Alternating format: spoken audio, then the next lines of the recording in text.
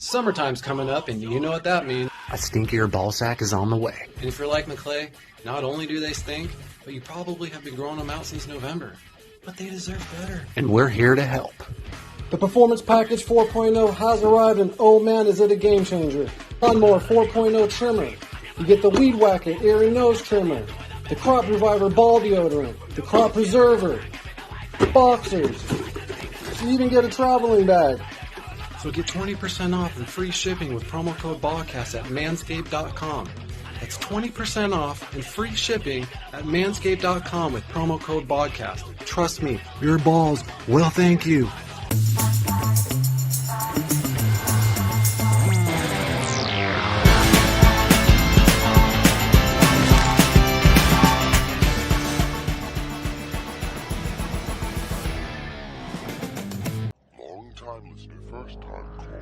Long-time listener, first-time caller. Long-time listener, first-time caller. First-time caller. First-time caller. After downloading the free Discord app, use the invite link in the description or scan this QR code with your phone to be taken to the Beyond Wednesdays Discord server. First-time listener, long-time caller. There you will see the Modern Comic Mayhem category on the left with the call-in waiting room. Join that call-in waiting room, set up your camera and your mic, and have your questions ready. Call me now!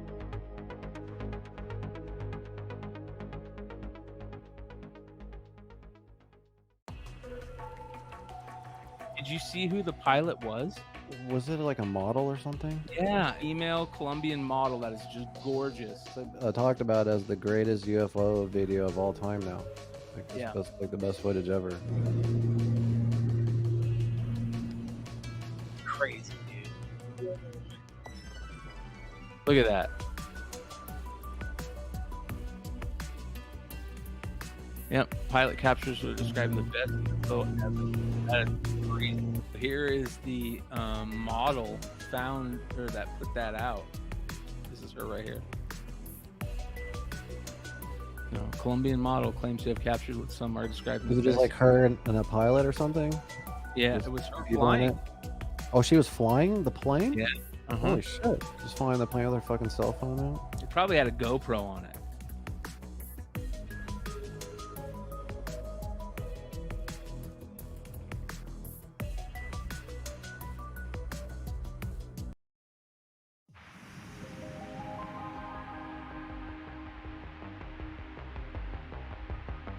The following program deals with a controversial subject. The theories expressed are not the only possible interpretation.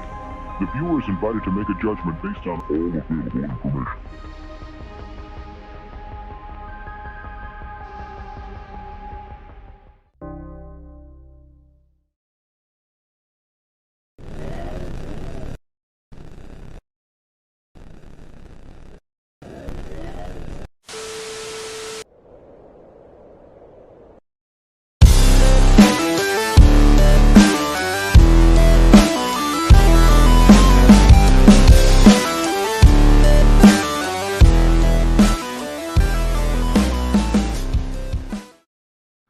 Try to help you guys out with your ears a little bit, man. That sounded like it was a little loud, but that's okay, you guys. Thanks for hanging out.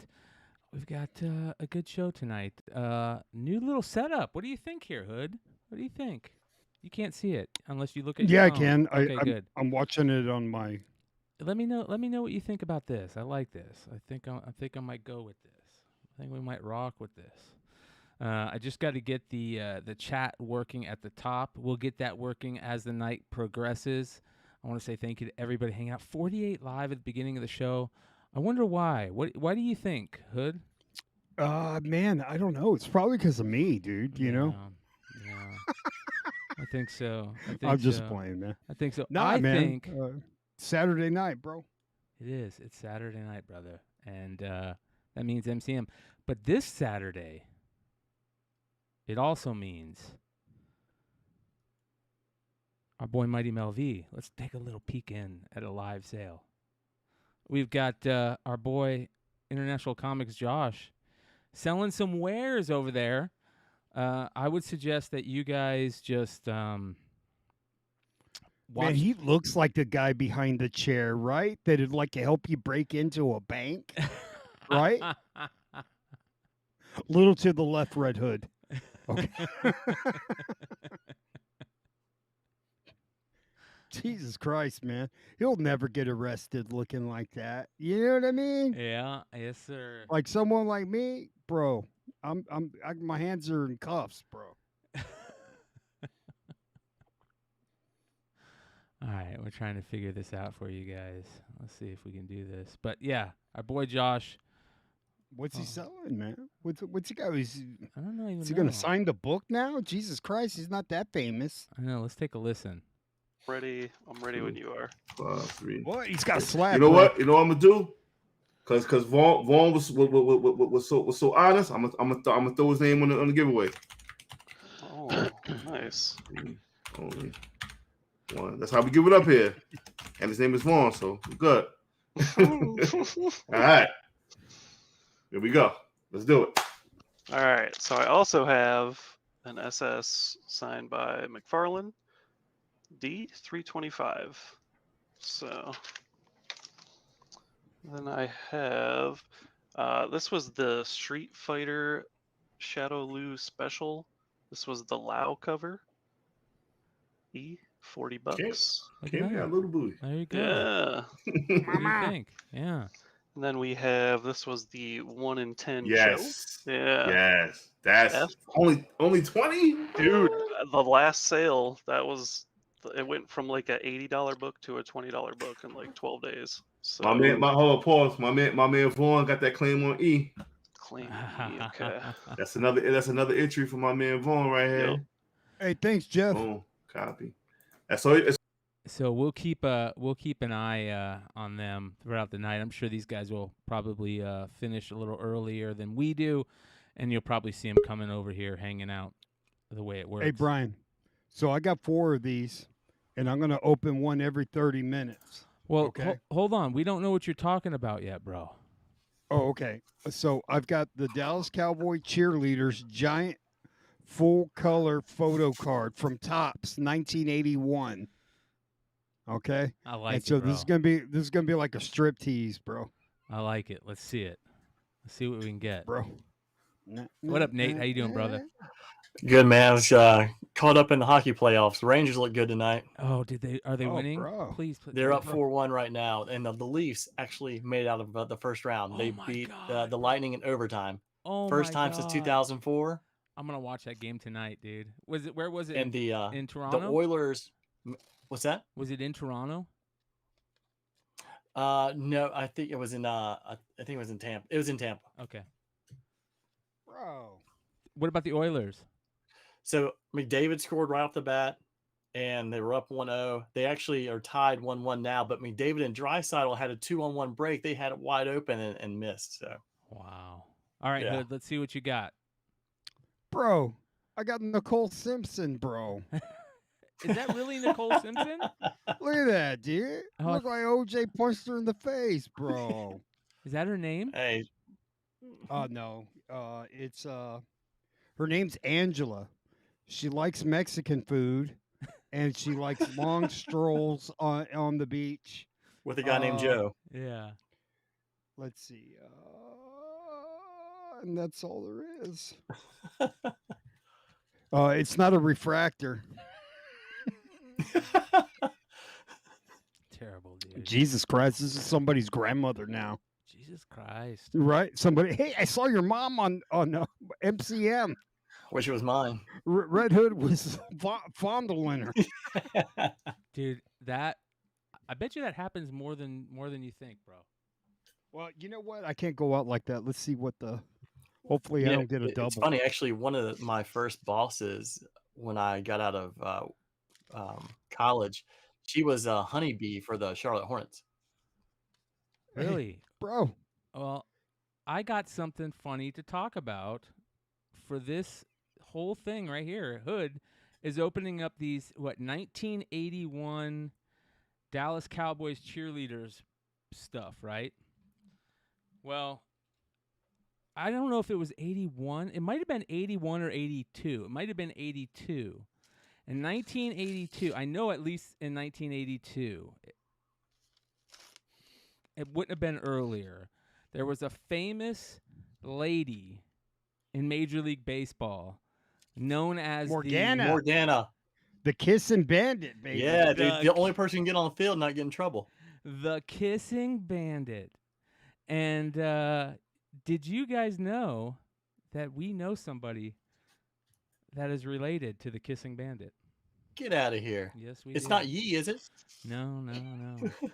It is Sleepy John. Sleepy John. His Oh, really? His aunt is the Kissing Bandit, I believe. That is fantastic. And here Bro. she is. Yeah, here she is. Look at this, dude. Come on. Here she Dude, is. they let anybody be a cheerleader back then, bro. Kissing. Brian, Cal think about this Ripken. now. Like, can you imagine anyone being able to get on the field and like come and like do anything to one of the players whatsoever? It would never happen. They would absolutely not. And the cameras won't even. They'll move away. They'll look at something they won't. different. Yep. That's how. Man, they there's do it. only 30 in the set. Where did you get the packs, Hood? Oh, I got them at an antique shop, dude. Of course. How much were they? Like $4. That's why. That's awesome. But this one, dude, doesn't that look like Nicole? I guess the only reason I say that, I woke up this morning because I was off, and then I got hooked on this new O.J. Simpson documentary. You know what I mean? Where there's all this new evidence. Is it new, or is it a documentary, or is it a movie? Isn't there a movie that they made? Oh or yeah, something? there's The movies. ESPN one was really Yeah. Oh, really the 30 something. for 30. Yeah. Yeah. I mean, that was really in depth. Like those pictures. I mean, it's just wow, incredible. Yeah. By the way, you guys, we do have Discord open. If you guys want to call in at any point during the show, you guys can jump into this Discord event. There, as you guys can see here, it's we are in the after show lounge right now, hanging out. So if you guys want to jump in there, you're more than welcome to come and call into the show if at any point you want to call into the show. So you just gotta know how to use your phone. Set up Discord on your phone. The link invite to Discord is in the description, and I think I put the link to the call in the chat. Got both of these for $100. Not bad. That Star Wars, that playset, the Jabba playset. Yeah. You know, that's got the reuse and the Han and And Carbonite Solo. still in the on the 3 3/4 backs. Like they're, I got a feeling, probably a lot. Like I open mine and open those up. I'm curious as like how many people, like that Han Solo. It would be a really nice one to have graded. When did encased. when did that come out? That set? I want to last say it was year. like I was going to Last say year? about 2 years ago. Oh yeah, 2 years ago. Okay. Man, it's still sealed too, dude. I didn't realize it. Should I open it? No. Well, actually, I don't mind opening the playset. Yeah, open that. Just don't open the figures. Oh, okay. All right, let's see. We're having an unboxing. Jesus. Mama! Stumbling Jedi with some more goodies. We appreciate it. Let me jump Bro, outta here. Jabba doesn't come with us? No. Motherfucker, man. Fucking The Jabba they just bullshit. released, during celebration is I think $90. Stumbling Jedi with a Man, 99 that's $9.99 robbery, dude. super sticker. Thank you. Appreciate Should be you. the cheapest figure, man. Yeah.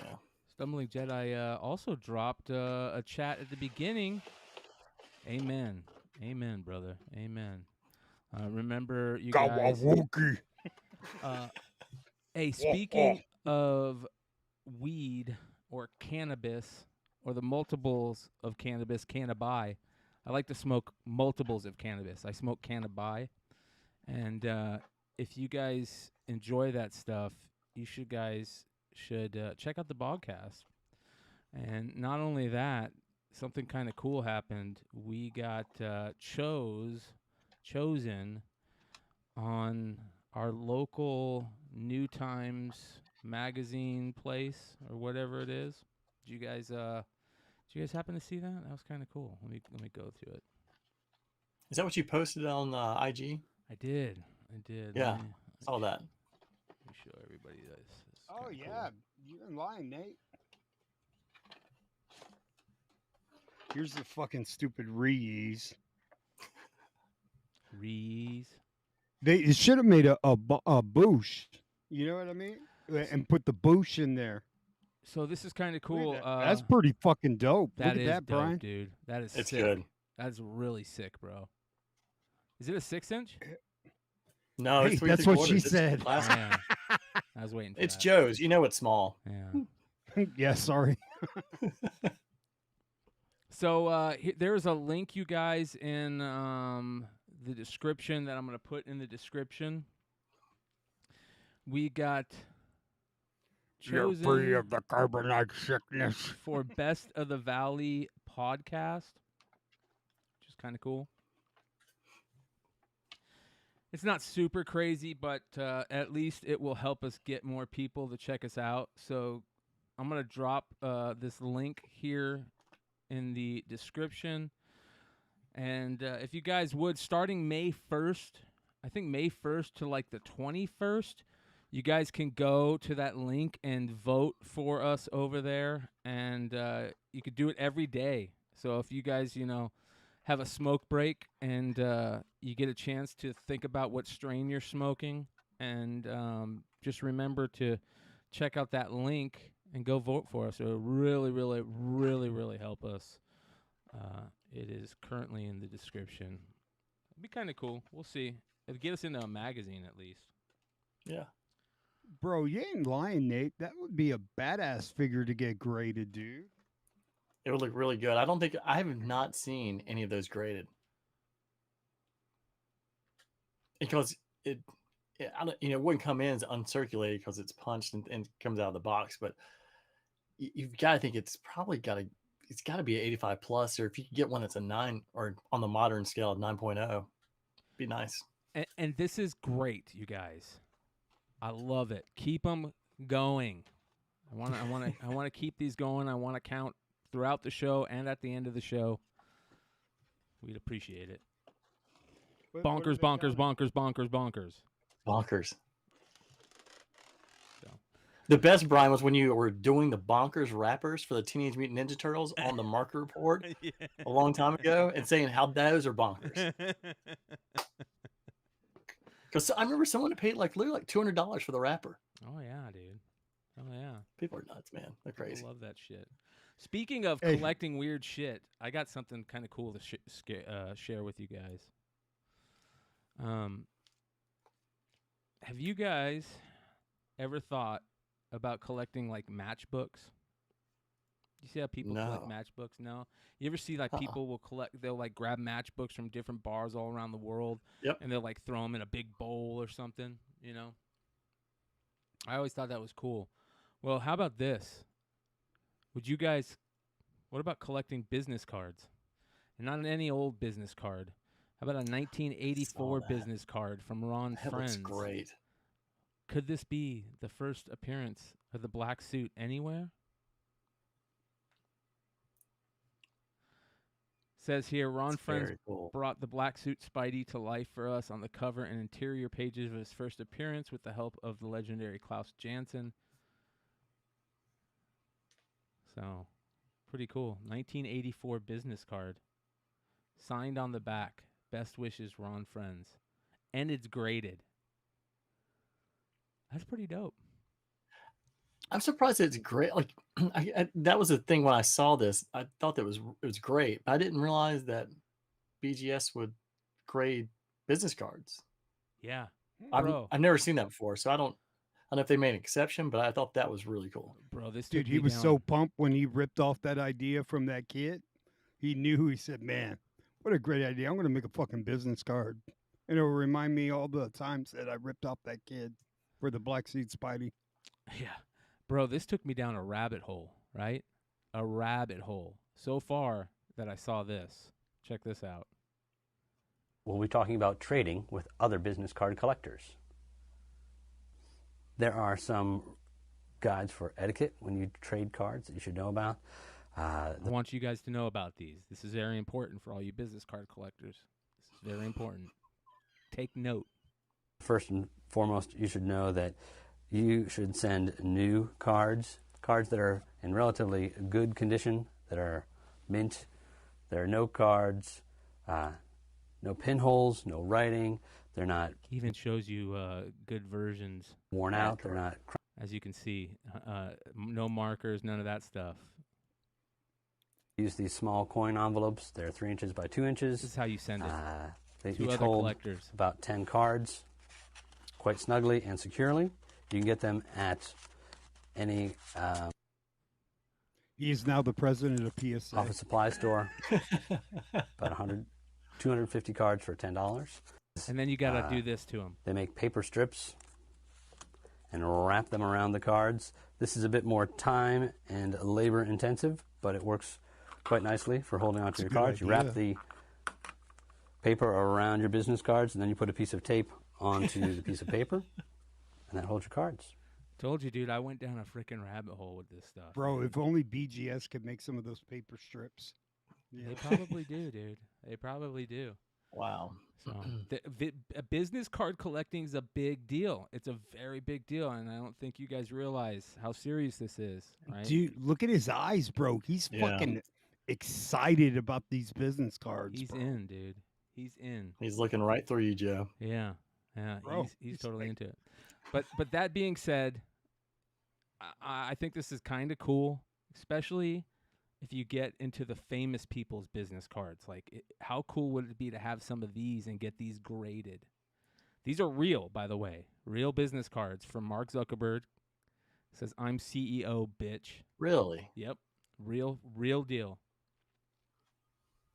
All right, so that's Zuck. It's our dude. He is really, really good at parties, man. I'm CEO, bitch. How about this? Steve Jobs. That's pretty cool. OG Apple That's computer, badass. right? That is, yeah. That would be cool to have. That'd be cool to have. And get these graded? That's what I'm talking about. The best part was if that Apple address was like he or Wozniak's garage, like when they started. Well, just that wait, would be wait, fantastic. wait until you see the Wozes. Wait until you see it. Larry Page, CEO of Google. Yeah, I mean that's kind of boring. That's cool. Old school Microsoft, Bill Gates. That's awesome, dude. I want to call that number. Call that number. Oh yeah. Is Bill there? I need to talk to Bill. Wouldn't it be crazy if it was still? I'm having a problem with my Windows. software. Yeah. Yeah. How do they I'm authenticate? having problems with DOS. Yeah. we just get PSA, brother. They authenticate everything. Come on, bro. So, all right. This one is actually cool. I would really love to have this one. And I am very impressed by the quality of this one. This is like American Psycho style quality on a business card.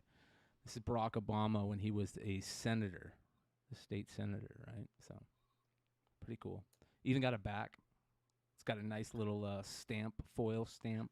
I will say, having some friends who worked up on the Hill, like everyone who works on the Hill, their business cards are just immaculate because of that crest. Bro, it just is there a stands out. cell number on there? Bro. Yeah, call it. Call it, dude. There is a no. There's not a cell number on there. There's office, fax, toll free. No cell number. Nothing on the back? Nope. Office, fax. So that's a pretty good one. This is another Google CEO. It's kind of normal. At least they're smart enough to mark out some of the numbers. Yeah. But this one's really cool. Check out Oh, the look at Woz. that. This is Woz. the Woz. This is made from etched metal and I was gonna say it bone. looks like it came straight out of the computer. Yeah. Awesome. Donald Trump. I'd love to have a Donald Trump business card. Hell fucking yeah. Look at that. That thing looks impressive. Chairman and president. And Is that Ichiro's? what is this? Mr. Trump has added his signature. I don't know what that is. Who knows what that is? Jerry Yang? I don't know. Jerry Yang. This guy does not sell boards. It's Yahoo CEO business card. Oh, interesting. Old school Yahoo. That's actually kind of cool, man. I bet you these things would be great. Yeah. Devin Spurgeon. I don't know. It's nice. You Office don't of call Warren me, Buffett. I call you. That's the best. That's pretty fucking good, dude. Now you know who is the boss, the Yeah, bottom line. Yeah. How about John D. Rockefeller? There you go. Wow. This guy knew the UFO shtick. He knew it all. Albert Einstein's visiting card. So a visiting card is where business cards come from. Back in the day, people used to take visiting cards with them, and when they go to somebody's house or somebody, they would put a visiting card on a plate, and then they would, Mr. Albert Einstein, you know. And that right there, dude, get that shit graded. I bet you that would sell for a pretty penny. You know it's old too. There's no area code. Mm-hmm. Yep. Institute for Advanced Study. That's badass, dude. Princeton. This one's crazy because it's signed. Wow. Fidel Castro. Fidel Castro had a business card? There you go. President. Yeah, President. El Presidente. Cuba. Yep. De Cuba. There's another one. As a Doctor. Havana lawyer. This is when he was a lawyer in Havana. Do you know he has a baseball card? Doesn't he have a baseball card? Oh, I didn't know that. As soon as you said he's a lawyer, I'm thinking of like Better Call Saul. Yeah. That's badass right there, dude. That's wild. Stanley would be cool, Ronnie. Stanley would be really cool. How about this Yeah. one? Abraham Lincoln. Are you kidding me? It sold at Dude, Christie's. that's fake, bro. Dude, it sold at Christie's in 2010 $10,000. for less than $10,000, $9,375. No way. That's fucking cool. That's cool. It's got a bullet hole in it. How about that one? JFK. That one's got a bullet hole in it. Not to say Yeah. they some of Back and to the printing left. a little bit. Yeah. Microsoft employee card. That's kind of cool. It has Braille in it. That's cool. Yeah. Steve Martin. This certifies that you have had jerk. a personal encounter with me and that you found me warm, polite, intelligent, and funny. Steve Martin. That's awesome. Dude, he's great. Yeah. There was some really good like ideas for business cards that I saw also, but I love these type of ones. Hey, Brian, so I was watching Oprah, and there was actually a guy that would leave his business card at a restaurant and said, I appreciate the phenomenal service that you have given me, but based on my beliefs, I do not tip. Please don't hold this against me. And I thank you once again for the awesome service, right? Uh-huh. So they brought him on Oprah, and they had all these from the greater Chicago area, like that worked in restaurants and everything. Bro, they were hot. They were hot. They go, But I know you're off this week. Don't tell Dude, me I you need spent to your time find that watching on Oprah. YouTube, man. Yeah, if anybody in the chat can find that on YouTube, let me know. I'd like to. We'll No, I used to watch Oprah with my grandmother, dude. I used to watch Oprah. That Yeah, used to dude. be on Because every- that's when it was legit. Yeah, I mean, she used from to have Michael Chicago. Jordan on. Yeah, old school Oprah, like 1988 Oprah. Yeah. Look at this, a Beatles group visiting card. It's kind of cool. Mike Dell business card, PCs Limited, 1984. He just wrote his name on it. Mickey Mouse Creators Business Card. That's awesome, dude. How about a Walt Disney business card? Huh? Yeah. 1931. Hyperion Studios. That's amazing. This is amazing right here. Says Shouldn't it be Houdini's disappear? Yeah, Houdini's unique business cards appear to be made out of cardboard material, which would have saved on a cost and given it an appealing tactile textured effect. That's badass. That's cool. Oh, Chuck Jones. Yeah, that's super cool. That'd be cool to get graded. Andy Warhol. It's pretty cool. I bet you could buy those. So yeah, that's pretty cool, man. Pretty dope. I think the art of the business card is dead. Sorry to interrupt you, Brian, but it wouldn't be me if I did it. But can you go on eBay and see if there's any for sale? Oh, great point. Let's take a look. Who do we want to look for? No, I was just actually anybody. going to look Just at that put Chuck business Jones. cards. Just put business cards. Business card. All right, let's see what we got here. Maybe sold. Look at sold. Well, here's Bruce Springsteen. Autograph 14 steel. grand. Yeah. Anthony Bourdain signed. That's pretty cool. PSA graded. Look at that. PSA graded. That's badass. I'll take that business card. Rolodex. Jimi Hendrix. Oh, it's just a signed card, business card. Casey Stengel, that's kind of cool. Winston Churchill. 7,500. That's cool. Robert Kraft. Same as Winston Churchill. Get out of here. What are we talking about? Yeah. Steve Hey, bro, Wozniak. Robert Kraft's been in a lot of wars, bro. James Rizzi business cards. I don't know what those are, but they're $5,000. Phil Knight. Oh, that would be cool. Wow. Todd McFarlane. Look at this, bro. Holy shit, dude. You guys are going to trip over this. Look at this. Do you guys know what this is? Dude, this is amazing, bro. You know what the spider's web is?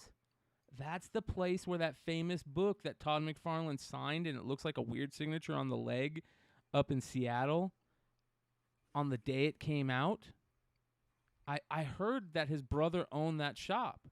And look at that. Todd McFarlane, owners. The spider's web. That is amazing, dude.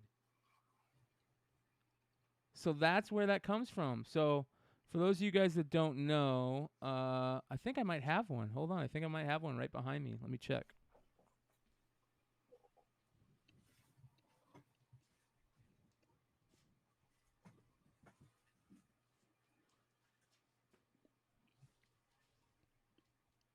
What's going on, Nate? Man, just getting over strep throat. I think I've had it 3 times this year already. Oh, no shit. Yeah. Damn. Like I didn't see your text until today? I've been like laid out for 3 days. Damn, I thought you were pissed off at me. And I was like, oh, well, No. you know what I mean? I showed that to Anna too. I was like, do you remember that inaugural ball invitation I had in that big crease right down the middle? I was like, check this out. And she was Daddy like, oh got my rid of gosh, it, bro. it looks brand new, straight from the White House. I was like, told you, look at this bro. guy. Yeah. I even pressed the tassels, bro. Did you really?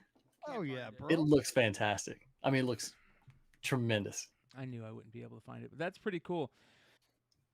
Says Todd McFarlane, Spider-Man 1994. I received this business card from Todd himself back when Image was promoting their books. I have a signed copy of a Spawn picture with a picture of Todd signing said book. He had these business cards out promoting his store in Washington State. That's awesome, dude. That would be really cool to own one of those. It's too bad the guy blacked out the address. Yeah. Is there something on the back of it? No, it doesn't say. That's awesome, dude. That is super cool. That's super cool information right there. I'm going to take a save a picture of that. All right. Let's go back to looking at other cool business cards. Buy it, dude. Gavin Washington. There you go. How about that one? $5,000. That's Keenan Thompson, dude. I know. Oh. Shaquille O'Neal on his dad's business card. It'd be really cool if they had one for like McDowell's from Coming to America. Oh man, that'd be badass. Pre, You know what? You ought to see if there's any McDowell's like collectibles from This is- Coming to America. The guy who did Pokemon, Joe Biden, Kenner employee, stack of business cards. Pete Maravich. Obama right here, 3750. Uh-huh. Wow. That's cool. And he signed it. So anyways, I thought Elvis Presley, are you kidding me? Julius Lewis, what?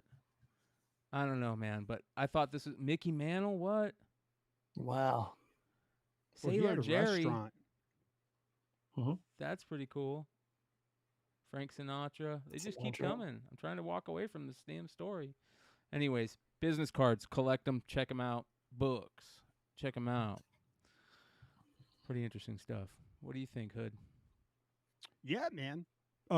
Nate wanted you to look and see if there was any paraphernalia sold by McDowell's, not McDonald's, McDowell's from Coming to America.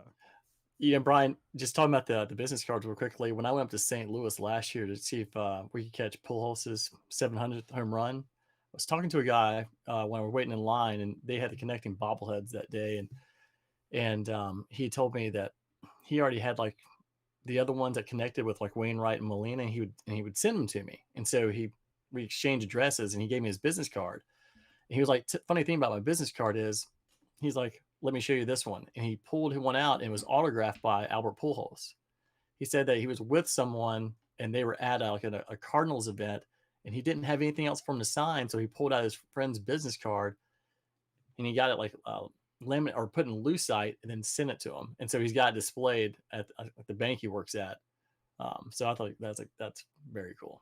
Hey, bro, there's a McDowell's shirt, bro, from Queens, New York. Gotta have it, man. Queens. Gotta have it. Is there a real McDowell's? No. Mm-mm. That would be But they have the Should golden be. arts. That would be hilarious if there was a real That would be awesome. in Queens. All right. Bowman's out. Bowman baseball. Did you get your blasters yet? No, not yet. I think the 1st is when they're supposed to send them out. But this is kind of cool for those of you guys that don't know how the cards get autographed.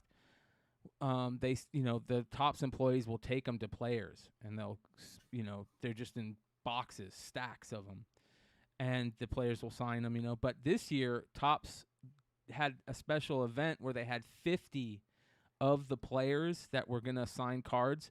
They brought them all to a house in Arizona on one day and had all 50 players sign all their cards for Bowman that day at this house in Arizona. Here's Corbin Carroll, stud Diamondback, signing his Chrome rookies. Look how beautiful those look, dude. That's Dermis Garcia signing his stuff. Man, those look good. Those are Topps Chrome. Look how nice those look, man. Damn it, I might have to buy Topps Chrome this year. Look how nice those look. Yeah, they've got like the 84 Topps feel to it, with the player's face on there. Yeah, yeah. Or even 83 a little bit. 83, yeah. So I thought that was kind of cool. There was more. Here's Drew Jones signing his cards. It's kind of cool. Yeah, he looks like he's 12, dude. I was gonna say he doesn't look like a minor league baseball player. He looks way too young. Dude, he's 17 years old, isn't he? Or 18 years old, maybe 17 years old. He's holding. Yeah, a I'm just glad he didn't go to Vandy. I'm glad he went pro. Yeah. I still can't believe the Diamondbacks got him. I know. Can't believe the Orioles passed on him. I know. Look at that. That's beautiful, dude. So, but this is what I really wanted to look at. Let's look at some of these prices on some of these cards, right? So these are current cards right now coming out of Bowman, and look at the prices. They're crazy. Matt Mervis is a Chicago Cub position player. This is a blue auto number to 150. It's got 38 bids. That's at $530 right now. Same player, his red refractor auto numbered to 5 is $23.25 with 29 bids still live. Here's a Drew Jones. This is just his refractor auto numbered to 500. It's at 622. Here's a gold out of 50. It's at $2,000. Man, gold nugget at a 49, 300. These are cool. Here's another one, 750. So here's the old Drew Jones. Look at this. This is a Drew Jones Jackson Holiday dual auto card. Now that's sick. Yeah. So you can see $7,000 for this one. Purple refractor auto. Yeah. I mean, these prices. Well, I mean, considering how much the boxes cost, I went in the other day on, I guess it was Wednesday, picking my books. Hey. I think it was like $600 for a jumbo box. Yeah, $600 for a jumbo box. $300 for a hobby box. Yeah, God, it's ridiculous, dude. Hey, so they pulled the bounty card? I thought that they did, but somebody said that was a fake post, so I don't know. We'll have to look into that. But I thought that somebody had pulled it, but I thought we would hear more if he did. So, God, man, Bowman. I get so excited every year for Bowman, and I feel so bummed out because, I'm not going to have a case to open this year, Bowman, and it bums me out, dude. It really does. Did I tell you I pulled a Andrew Jones auto? No. No. His dad. Out of the Topps box. That's and it's pretty a good. 21 of 25, like the color match. Oh. If I actually like the Braves, this actually means something, but I hate them. I was like, God, that'll sell though. Yeah, it's gonna have to because I can't keep that because I pulled that and an A-Rod relic out of the box. That's not bad. A-Fraud. Yeah. A-Fraud. You guys been hearing about Guardians? Oh yeah. No, I'm ready for it though. Yeah. Heard it's great. Yeah. This is kind of good. This is kind of cool. This is a clip that came out, recent new clip. It's kind of cool because it shows Warlock just being a badass, and I think that's what a lot of us are hoping. We're gonna get that, Superman style Warlock. Let me turn on the music.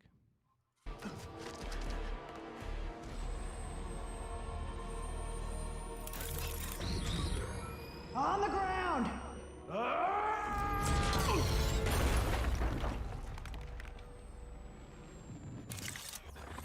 It looks good. Blade Runner.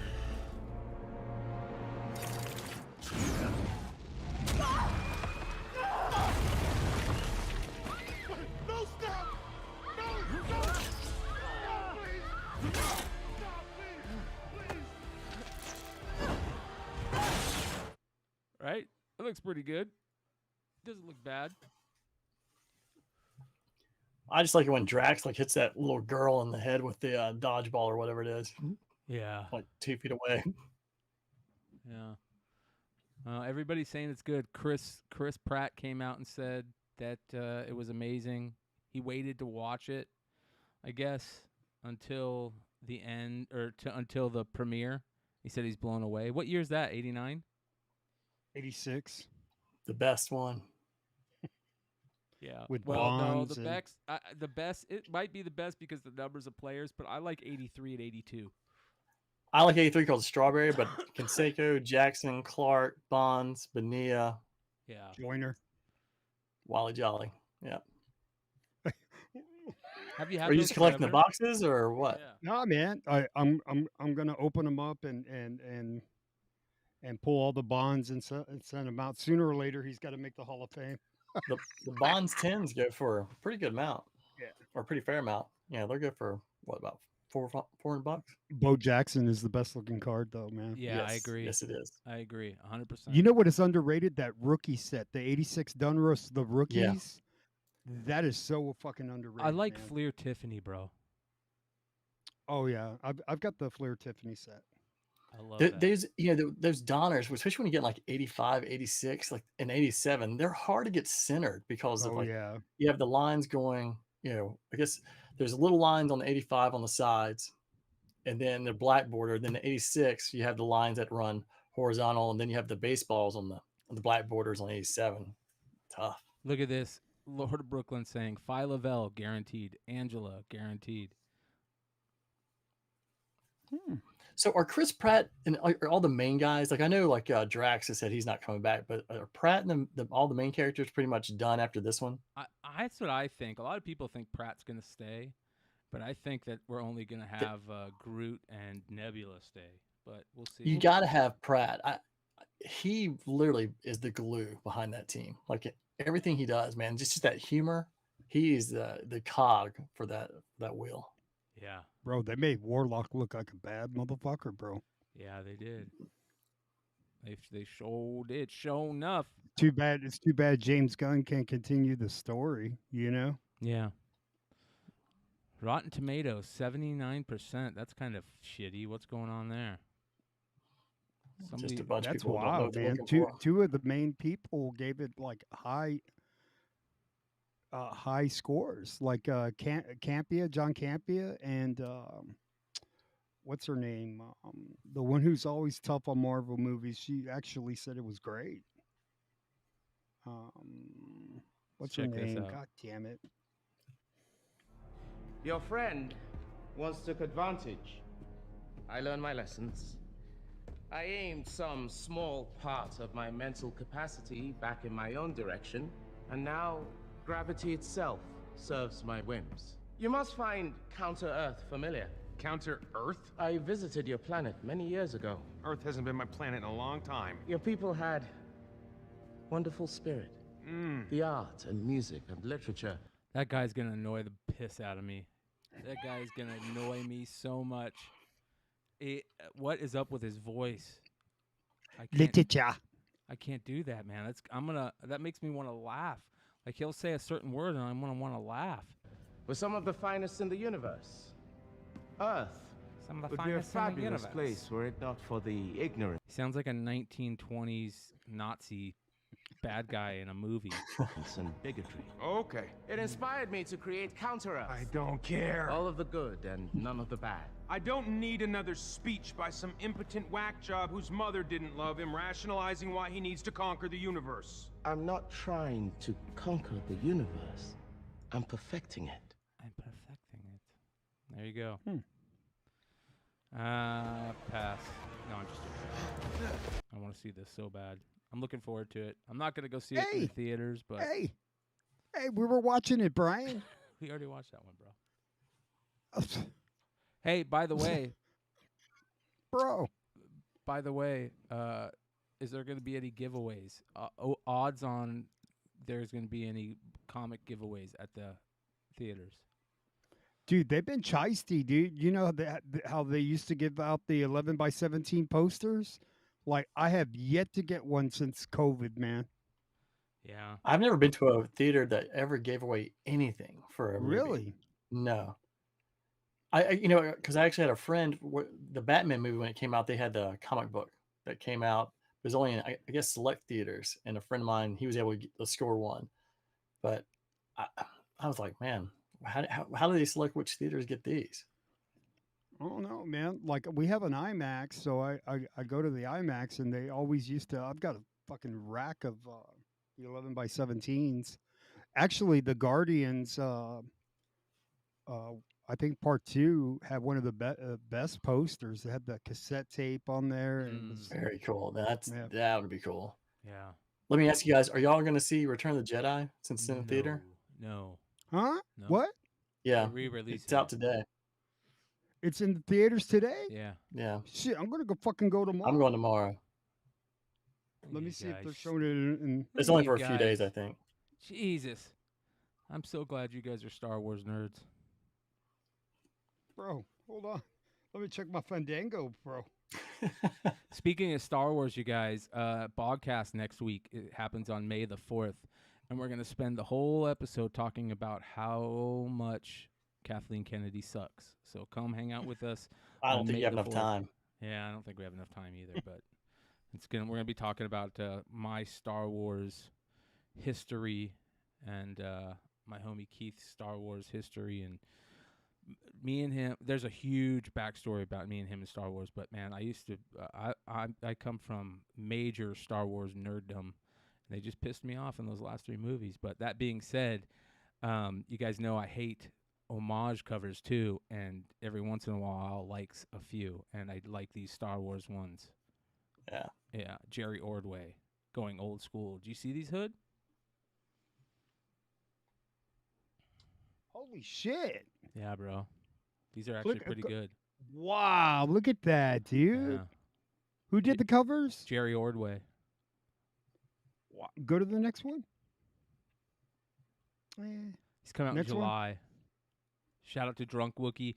Drunk Wookie by far the top of the tops and sources for Star Wars collectability and comics and everything. Make sure you guys check out Drunk Wookie. We're going to get him on one of these nights. I do like how they throw the additional character up in the top corner. Yeah. Next. Oh, man, look at that. Right? Yeah. These are good, dude. Fuck yeah, dude. Look at the Emperor up in the corner. Just don't. Oh, I'm afraid the deflected shield will be quite operational when your friends arrive. That's pretty good, Hood. That's actually pretty Yeah. I'm going to clip that, dude. I like how Afris has Domina Tag up in the corner box. I mean, like they bring some of the old and new characters together. I think it's good. Yeah. I like it. I told you to wait on the command ship. Well, speaking of corner box, we talked about Mark Brooks a few weeks ago doing his badass corner box variants, right? Well, here's some new ones. Check these out. These are super sick. Super sick. Sick. Shout out to our boy Billy, Economic and Comics. Look at these. Look how good these look. These are Mark Brooks, and look at this one. Boom. Oh, wow. Yeah. Wow. That's fucking amazing. That is awesome. I mean, that could be a cover by itself. So this is going to be X-Men 23 and Avengers 2 in June. These are the corner box variants. His next set. Man, look how bad these are. Let's look at the other ones. Look at these. I mean, dude, Mark Brooks is an amazing artist. He is absolutely amazing. Yeah. Damn. I picked up the Darth Maul 1 in 50 variant of Brooks this past week. Yeah. I mean, he's just, I've been trying to get it for a long time. I mean, like, he's just, everything he touches is gold. Yeah, that's one of my favorite books that he's done. Yeah, I agree. But I'm looking forward to these, man. These look good. And I'm glad they're the whole cover. I mean, look how good those look. Look how good Nightcrawler looks. Uh-huh. He looks badass. That's just good art. I mean, I might not be the biggest fan of Mark Brooks' political views and stuff because he gets a lot of heat on Twitter and shit, but he is an amazing artist, dude. He is an amazing artist. He is probably, for me, top 3 in the game right now. He's doing a CGC signing. I think he's doing remarks as well. I would be, for me, it would be him, Adam Hughes. I would definitely put Hughes up there. Yeah. And I would have to think of the next. Rob Liefeld. Liefeld. Lefeld. No, Lefeld, not Liefeld. Lefeld. It is Mr. Lefeld to you, Nate. JR. He's got to be number 1. JR, yeah. I'll tell you what, man. Lobos is doing some good shit. If Lobos continues to do what he does, man, I could see him being on there. Yeah, just don't burn him out like Peachy. I love Apena. I think he's just Apena? Fantastic. Oh, yeah. Jerome Apena? Yeah. Yeah, I like his 7 to Eternity covers are just some of my favorite. Like, I would love to get an original Star art. Wars. They look like Star Wars posters. God, dude. he's incredible. I know it. Yeah, Strange Academy, that 1 in 50. I've wanted that forever, but it's just so pricey. Mm-hmm. Yeah. Mr. Roboto, Alex Ross. Can't go wrong with Alex Ross. That shouting match with Mark Brooks and Comicsgate. Do you remember? Ethan Van Sciver. Yeah, they went at it for like an hour and a half, just yelling at each other. It was awesome, dude. Who, Brooks and who? Ethan Van Sciver. Yeah. Sciver. Yeah. Cyberfrog Man. I love Ethan Van Sciver, dude. He cracks me up. I enjoy. I don't agree with him on everything, and I think he's funny as hell. Dude, he went on Tim Pool, and he literally looks like the bad guy in an Inspector Gadget cartoon or something. You know what I mean? Did you guys see him on Tim Pool? Oh, you're gonna trip on this. Watch this. Wait till you see Ethan Van Sciver on Tim Pool. The funny part is I'm sitting here trying to think of like bad guys from Inspector Gadget, and all I can think of is that damn hand petting the cat. Dude. Bro. Oh yeah, yeah. It's like Destro's hand. This is really good shit. Hold on, I gotta go probably to YouTube to see it. Ethan Van Sciver, Timcast. He looks like he's like, I'm gonna go on that show, but I need to go get some hair dye first. All right, watch this, dude. Hi, Comicsgate. This is what brings us to you, Ethan. You got this comic, Cyberfrog. Cyberfrog. That's the second one, yeah. Wreck Planet. Let's talk about your story first with getting canceled, so people can understand what Comicsgate is and why they should hear your story, because I know a lot of people may not be familiar. Oh. Basically, you are responsible for some of the most iconic. I'll take 100%. Look at him, dude. Doesn't he look like? What is up with that beard? The beard looks a little weird. What did they spray paint it on? That's what I'm talking about, bro. I'm afraid if you start sweating, you'll just start seeing it run down. I mean, did he start tanning? He looks way different than he does in his podcast. He I think his wife, hey, you need to go to Planet Fitness and go tan. I feel like he tried to do something and he fucked it up, or he's like, I'll just do it on my own, and he fucked it up, and he's like, oh, what am I gonna do? I don't want to shave because I look like he thinks he looks dumb or something, without a beard. He's like, I'll just dye it black. I guess that's how they come out hard on like interviews and shit. They got to wear all black and look like they're killers. And I think Ethan Van Sciver would do something like this as a joke more than anything. So that's why, like, I would hope that it's a joke, because it is fucking. My brother's like, dude, Ethan Van Sciver's on Timcast. I'm like, no shit. So I turn it on. I'm like, dude, he looks like an evil villain from some crazy 80s cartoon. Like, seriously. He needs some sunglasses or something. Really, just kind of raise up his game a little bit. So shout out to Ethan Van Sciver. Make sure you guys go check out All Caps Comics. Speaking of villains, there is a character in sports card world that is kind of.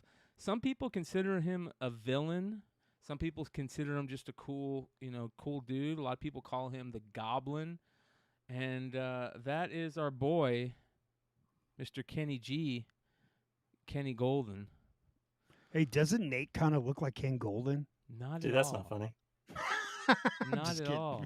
I was like, wow. That's What below I'm the belt. what I'm holding here is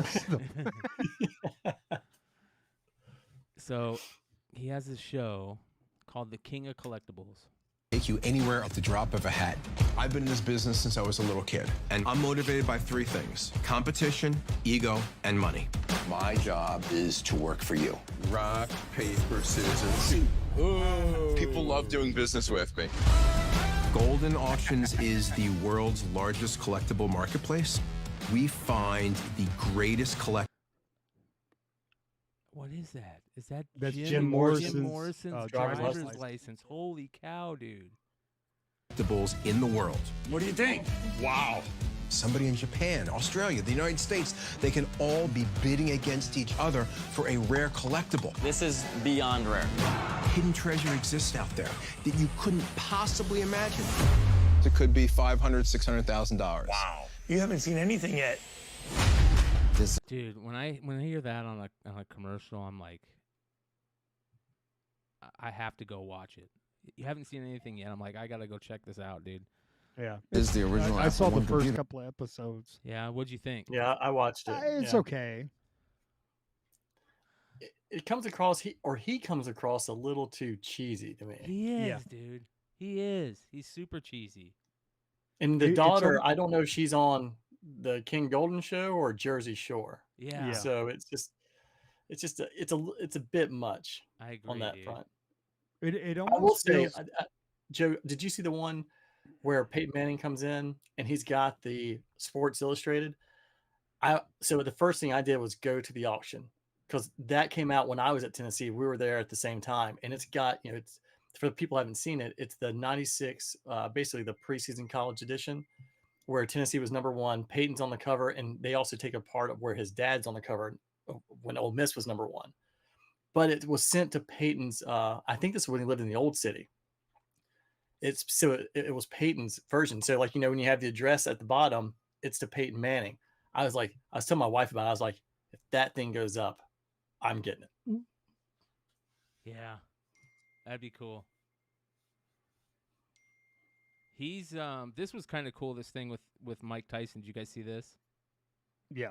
My Muhammad Ali gloves. Right there, the red Muhammad Ali gloves with the gold writing on it. Are you ready to put up your dukes? Oh, not first few. Come on, man, give it up, dude. Look how high Mike is. Deal, but I'm gonna make it hard on him. Every time I see any products or any kind of memorabilia of a Muhammad Ali, I always hope I can get it. Yeah, really, come on, I got a collection. This would be the crown jewel. Oh, man. This is such an important deal. Locking in my relationship with a historic athlete like Mike. He could keep bringing us items for years to come. What about rock, paper, scissors for it? Yeah. You'll do that? Look how high Mike is. This is like, Mike is like super stoned and he acts like a little kid. And he's the toughest man on the planet, right? Ken has no idea that I'm a master at rock, paper, scissors. 2 out of 3. Rock, paper, scissors, shoot. Ooh. Rock, paper, scissors, shoot. Ooh, you lose. Tiebreaker now. Uh-oh. Tiebreaker. You ready? Yeah. Rock, paper, scissors, shoot. Ooh. Okay. And watch, it's funny because he gets serious all of a sudden. See? Here are the gloves, but we got a deal? Yes. Okay, got a deal, my man. Oh, beautiful.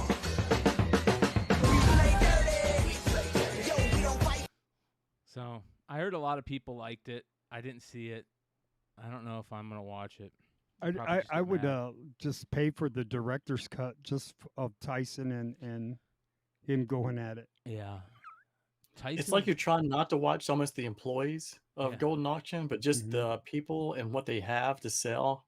Because that's what, to me, that's what I was interested in more than anything. And the other parts, I mean, it's almost like if you've watched some of the reality TV and like, the baking competitions or whatever it is, and they're like, I'm doing this because I can get like $1,000 or $10,000. Like it's like that same kind of dialogue that Golden and the people at the company work. They almost say the same kind of jargon, just different dollar amounts. That part's a little odd. This was kind of cool though. I saw this on IG. A guy went up to Golden at a con, I guess Orlando, and he had an unopened graded Pokemon pack, and he cracked it out of the PSA thing, and he asked Ken Golden to open it. So check this out.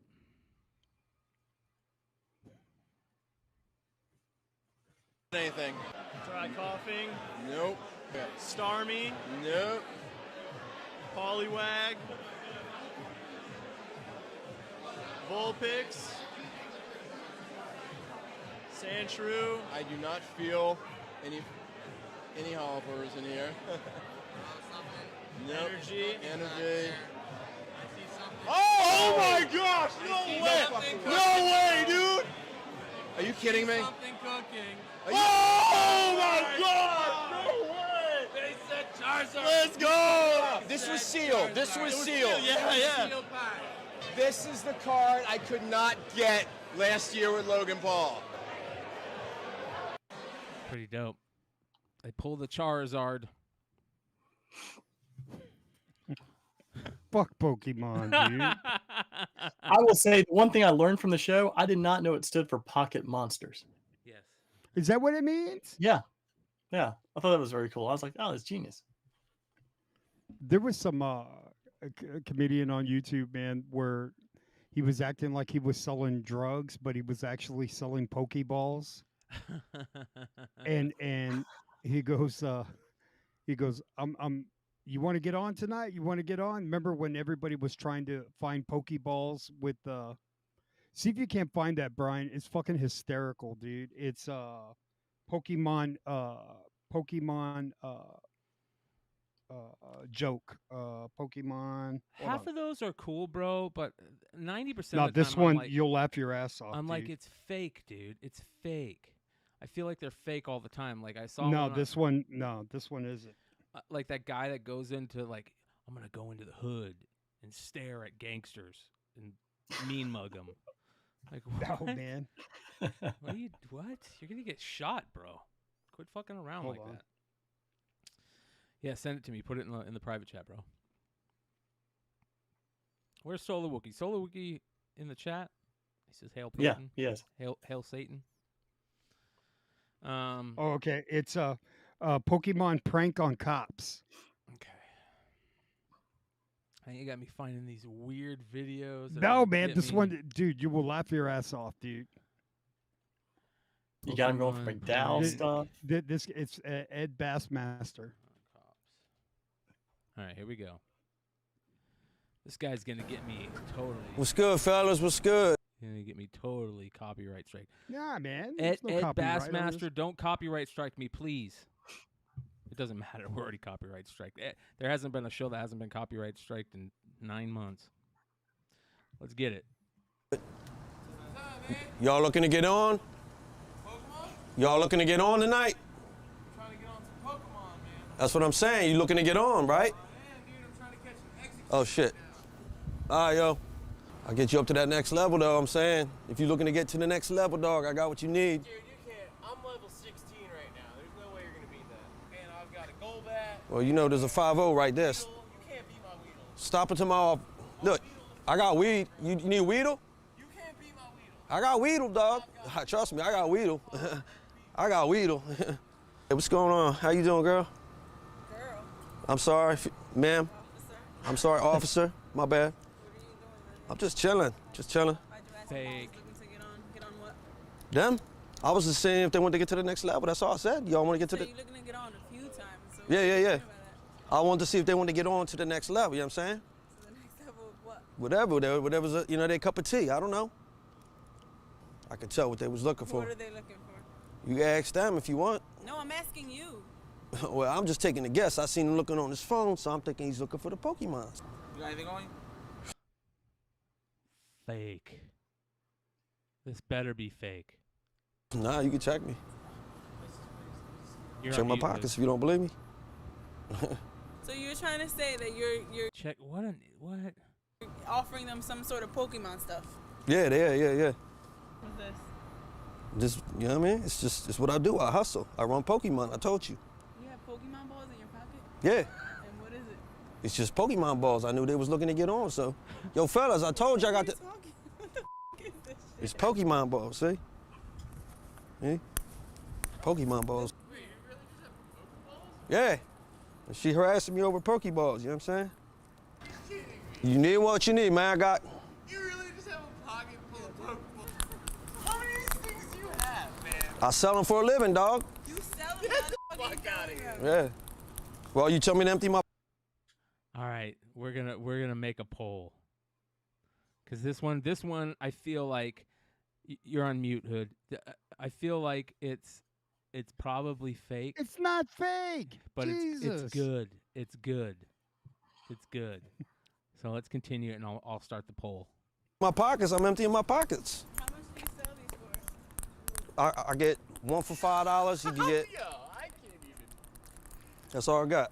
Oh, my Pokemon cards. You want my Pokemon cards? There. That's all I got.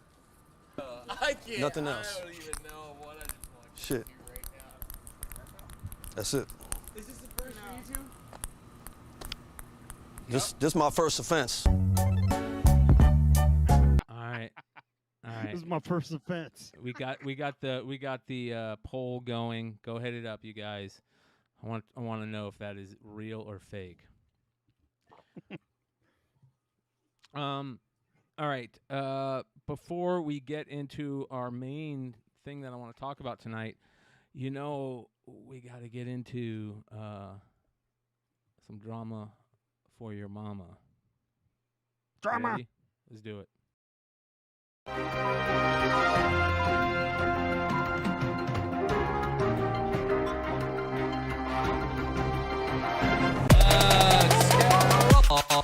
Into the into the into the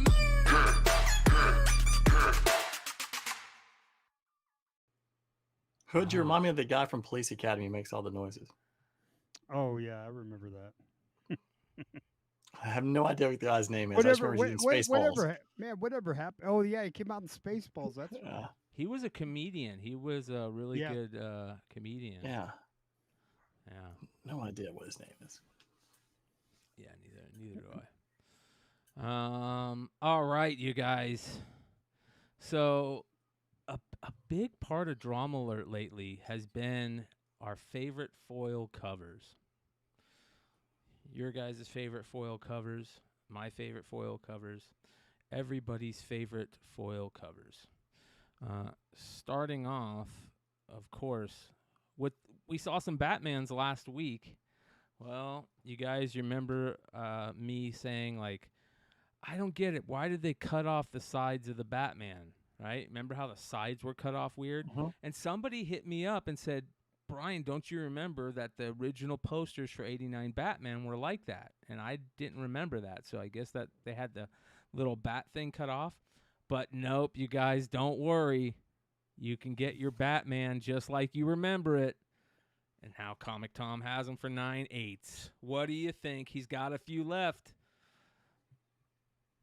Oh, boy. You can get some raw ones, too. So, it showed up. It's here. It is out there, available for sale. I like the look. Foil. Just that. I don't want to main pay foil? for it, but Yeah, I don't know, man. I don't know. Well, you know what was interesting about this, though? So, shout out to the community out there. The community out there did a little shouting back for us. And by the way, you guys know, like, the Drama Alert segment is a joke. It's a joke, but it does give us a chance to talk about some of the things that might seem a little iffy out there in the hobby. And I would be totally willing to talk to Big Time Collectibles, bring them on the Drama Alert to talk about it and see, pick their brains about it. And this is a recent video from said Big Time Collectibles announcing this book recently. So let's take a look. Man, 135. Well, we got the black one here. This is the black background with gold spot foil. It's so good. It almost look like it's green, but it's black, guys. It's black. Kind of greenish, but it's black. It is amazing. Look at that gold foil popping right there. Foil. All right, you guys are probably going to be asking, when is this going to be dropping? Well, we already made a post. This is going to be dropping on Friday. So check this out. I thought this was pretty cool. Somebody says, here's my issue. Keep saying limits and bots. There are already eBay posts up to sell it, showing 3 to 4 already on hold. When I tried for the red foil, it was sold out at 8:01 with the bots and switching screen delays, impossible to sell out by 8:01. I love the books. You guys get us, but seems the game is rigged. And they had a little back and forth talking about the stuff. What's going on there? Why it doesn't want to let me see this? Let's stop that. What's going on there? Look at that. That's kind of weird, huh? What? Huh? You see that? It won't let me open that.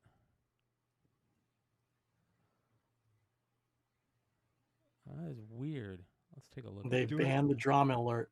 They did. They knew we were going to talk about it. Yep. And so that's Comic Tom's book? Well, somebody hit him up in the comments and said, why would you partner with Comic Exposure? Are you not aware of how they treat customers? This guy said the idea and exclusive is from Comic Exposure and his group of retailers. They offered BTC a percentage of the print run. so we can continue selling foil bat books to our customers. So that was kind of interesting. But I wanted to hit this, and for some reason, it will not let me. Look at that.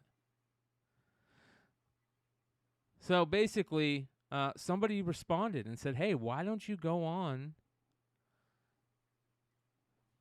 Beyond Wednesdays to talk about this? We'd love to hear you come on Beyond Wednesdays to talk about it. So I hit him up. Didn't hear back from him.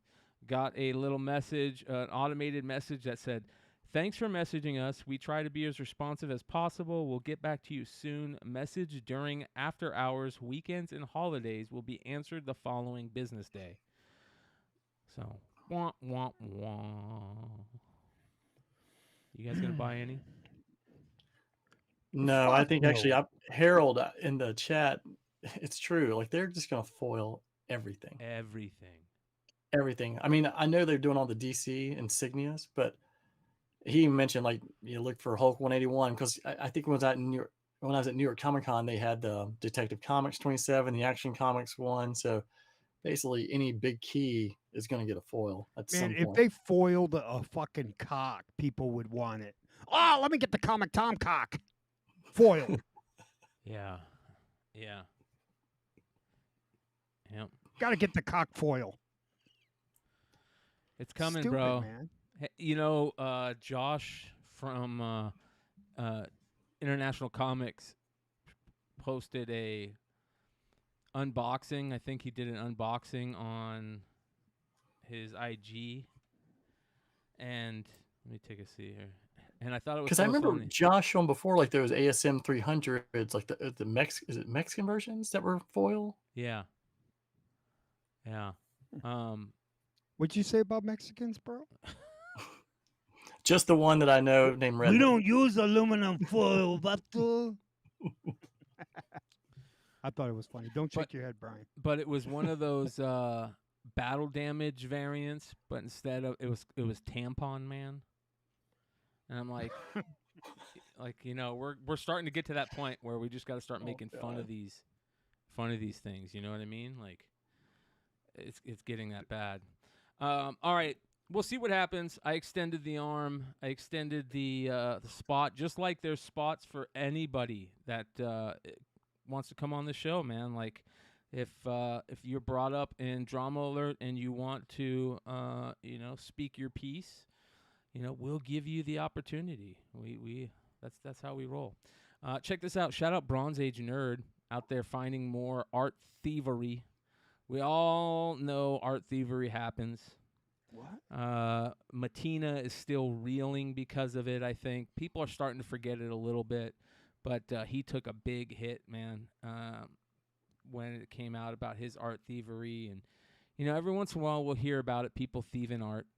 Well, Bronze Age Nerd says, so Paolo Pantalena has been taking Artgerm and other artists' work and passing it off as his own. It looks like. He tried to post proof it was his, and it's literally just showing different layers being overlaid. He also made reference to using AI to create this cover on his post. As you can see here, this is Artgerm showing him stealing some of his art, which is pretty interesting, right?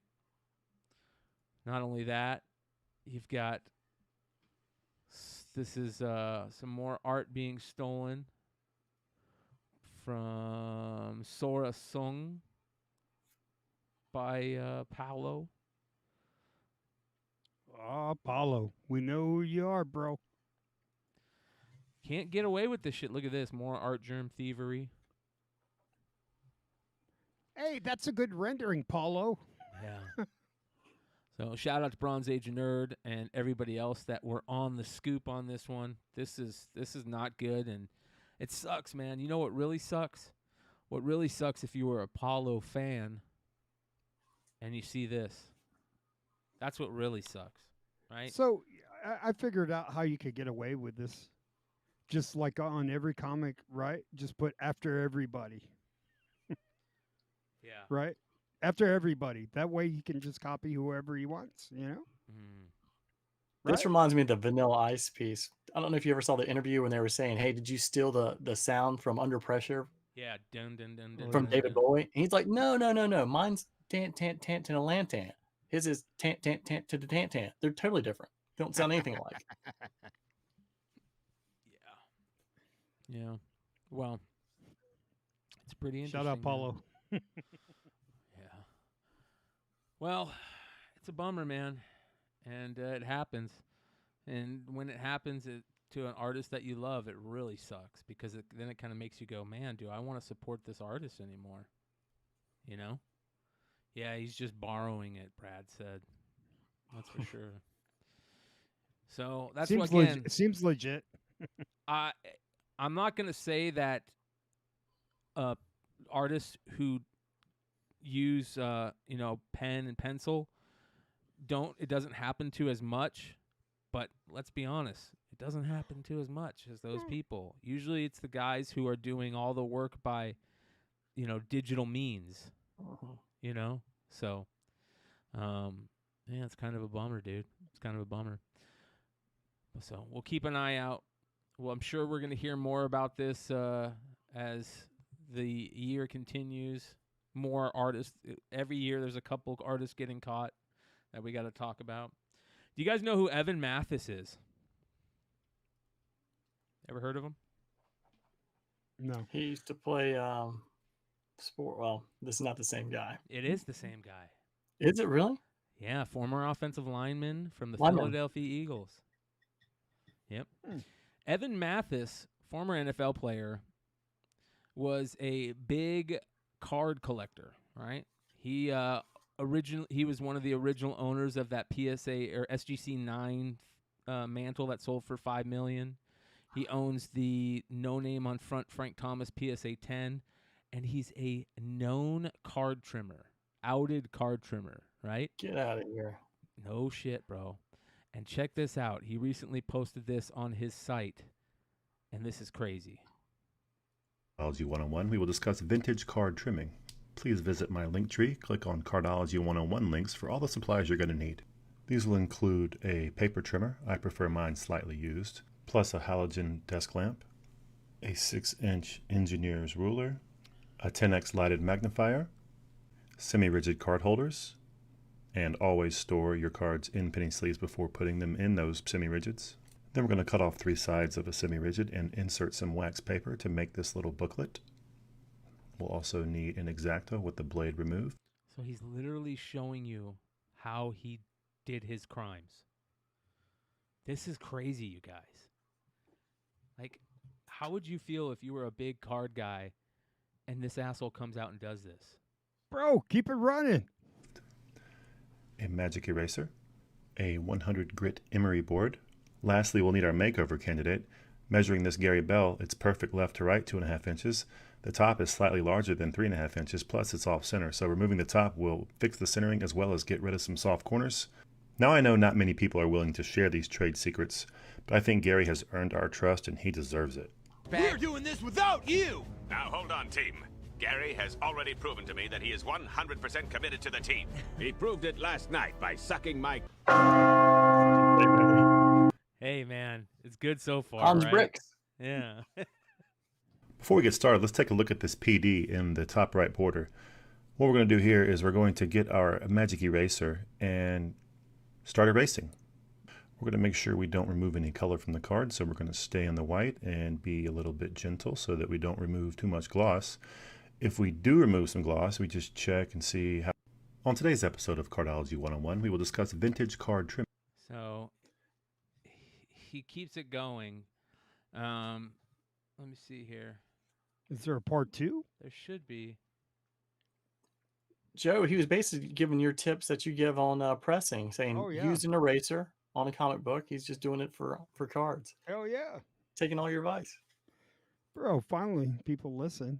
It's crazy, dude. This is nuts. He went to Alabama. Doesn't surprise me. Cheater. Project Heaven on Earth? What? Like, this shit's crazy, man. I don't know why it won't continue. On today's episode of Cardology 101, we will discuss vintage. And you know what he did? Look at this. He even added Nat Turner's cards, the guy from PSA, the guy that runs PSA, I believe. Oh. He says, this is how all of your vintage cards got high grades. Oh, my God. Oh. Wow. That's messed up. Look at this. Did he respond? No, Nat Turner didn't respond. He says, this guy says, this is why some people refuse to collect vintage, messed up. And then Evan Mathis says, modern is way easier. Want me to do that video next? Jeez. Oh. Wow. Keep doing the Lord's work, King. Wow, dude. Really feel like buying something refurbished? Sorry, Gary Bell is not for sale. He responds to everybody that was like, he's just out there being a dickhead. This guy's gonna get, well, he's just too big. It's funny. Sports Card Radio. So Sports Card Radio talked about it on their show, and they invited him on. They're like, "Come on, we want to talk to you." You know. So it'll be interesting. I'll try to find more of the videos. Man, crazy stuff, right? Tons of, and you know what Sports Card Radio did say? What was it? Cardology 101, something like that. Was that what it's called? So Sports Card Radio goes, if you, oh, here it is. Here it is. On today's episode of Cardology 101, we will discuss vintage card trimming. Please visit my link tree. Click on Cardology 101 links for all the supplies you're going to need. Yeah, here we go. A moment to do a small slide, and we have. Let's take a look at this. Before we get started, let's take a look at this PD in the top right border. What we're going to do here is we're going to get our magic eraser and start erasing. We're going to make sure we don't remove any color from the card, so we're going to stay in the white and be a little bit gentle so that we don't remove too much gloss. If we do remove some gloss, we just check and see how it looks. Is there some gloss loss? If there is, we can just put it face down on our wax paper, apply some pressure at the loss point, do a small slide, and we have a little added gloss. Now we're going to take a closer look at the top border. We see a little bit of white, a little bit of corner damage here. Now we're going to take a look at the top down. We can see some of the raised edges here. What we're going to do is put it inside of our wax paper booklet, get our X-Acto, the flat edge, and we're going to press down this surface. This is the surface that we are going to be cutting. We want to make sure that everything is flat and uniform. We're just going to go back and forth, making sure to never go off. What do you think, Hood? Unreal. Right? Watch. The card and then come back. We would cause damage that way. Now when we inspect, we can see everything has been laid down properly. We can very lightly feel the top and the bottom edges here to see if they are consistent, and then we can start lining it up on the board. We want to make sure that we are leaving the appropriate amount of room, and Watch we're going to this. put He's giving away all the secrets. some cardstock on top because we don't want a really clean cut. We want to make sure that we are keeping this vintage look. A moment of silence on the blowout forums for these two pieces of cardboard. Ouch. Shots taken on the blowout forums. Now we're going to double check just to make sure that we're still on size. Looks like we still have a little bit of extra room, which is good. Now we're going to compare this top cut, which is kind of clean, a little bit of cardstock hanging off there. Some of it's the border is laid down. This is the bottom. You can see that fur is a little more standing up. The white edge is not laying over it. So what we're going to do is we're going to take the lines on the ruler, and from the back to the front, we're going to push this paper back, the paper that's laid down. This is the fur. The fur is going to come back up. You're giving it a comb over. A nice, natural, clean look. Wow. It's messed up. This is a very delicate process. This is crazy, man. You guys think that comics is nuts? Cards are different world. I'm being very gentle here. I do not want to damage the card. A quick inspection, and I can see some of the fur sticking up. Now, just in case there's any extra debris here, we're going to very gently, with our fingers, remove it. We do not want this stuff inside of our wax booklet, or we could press it into our card. Put it inside the wax booklet, and just like before, we're going to press these edges back down. All right, let's inspect it again. The back looks really clean. Let's take a look at the top and the edge. Nothing is flared up. That's good. I see some of the fur here laid down pretty well. I like the way the front looks. Now, I do think the back is going to need a little attention. We can compare it to the bottom just to make sure. All right, let's see. Yeah, the front looks good. I'm going to lay some of this back down with my finger. This gets rid of some of the extra paper that's sitting there as well. Again, a very gentle process. And then on the back, what we're going to do is we're going to get an emery board, and we're going to use the 100 side of this emery board and be very, very gentle, combing the back, laying it back down. Looking good. One more step. We're going to put it in the wax booklet, pushed back down anything on the back that might have been stood up. And from here, we are going to put it in our penny sleeve. Always put in a penny sleeve before you put in a card saver. And then boom, our card is ready to show up. I gotta wonder if like PSA's like, if anything ever comes under this guy's name or this account, never allow him to get anything graded. Yeah. Yeah. Well, they already know that, dude. This guy's been a known card trimmer for years. But this is like the first of him coming out and, you know, just throwing it right back at everybody. Face. Yeah. Yeah. Yeah. So, what do you think, Hood? Here's the crazy thing. The crazy thing is that's okay in comics. I don't know about the trimming. Not the trimming, but, you know, the pressing stuff and the nail filer. I don't know about the nail filer. Yeah, you're not going to I want mean, to do that it's to just, comics. it's, wow.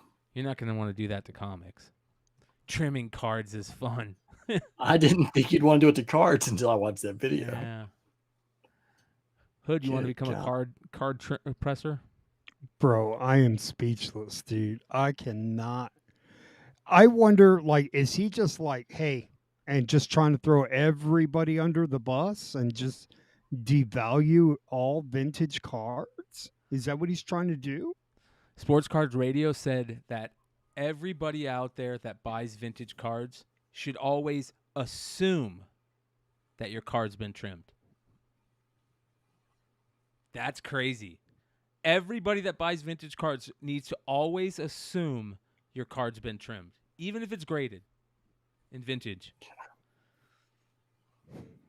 Yeah, man.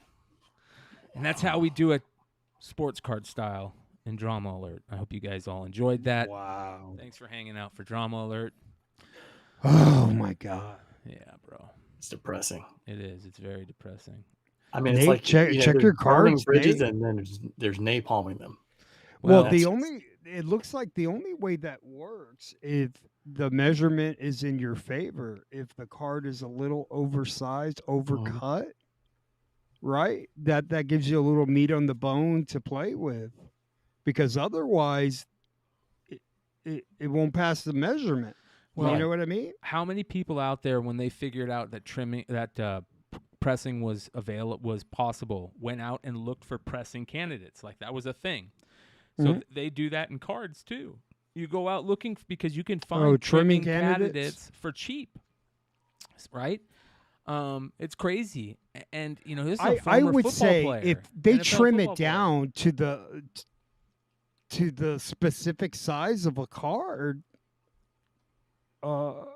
like when people take out cards out of the Sports Illustrateds for kids, don't they have to cut that card? Right? Either that or tear it, yeah. Right? So I'm just saying, like, if this dude is able to pull it off and it passes, like, what can you say? That's the sad part, bro. That's the sad part. There's a couple known card trimmers out there that got off scot-free in the public's opinion and are running big companies right now. Didn't Ken Golden trim cards? I don't know if Ken Golden trimmed cards, but Ken Golden did a bunch of fucked up stuff with Classic and Classic Games. Yeah. So overprinting and stuff like that. Crazy stuff, man. It's It's pretty crazy. It's pretty unreal. Brian, there's one part about that golden auctions. So someone has a Steph Curry, and it's a 1 of 50. And Joe, I don't know if you remember it. I think it was a gold border, but it was a 1 of 50, and they were saying, if it's a 10, it could be worth, like $1 million.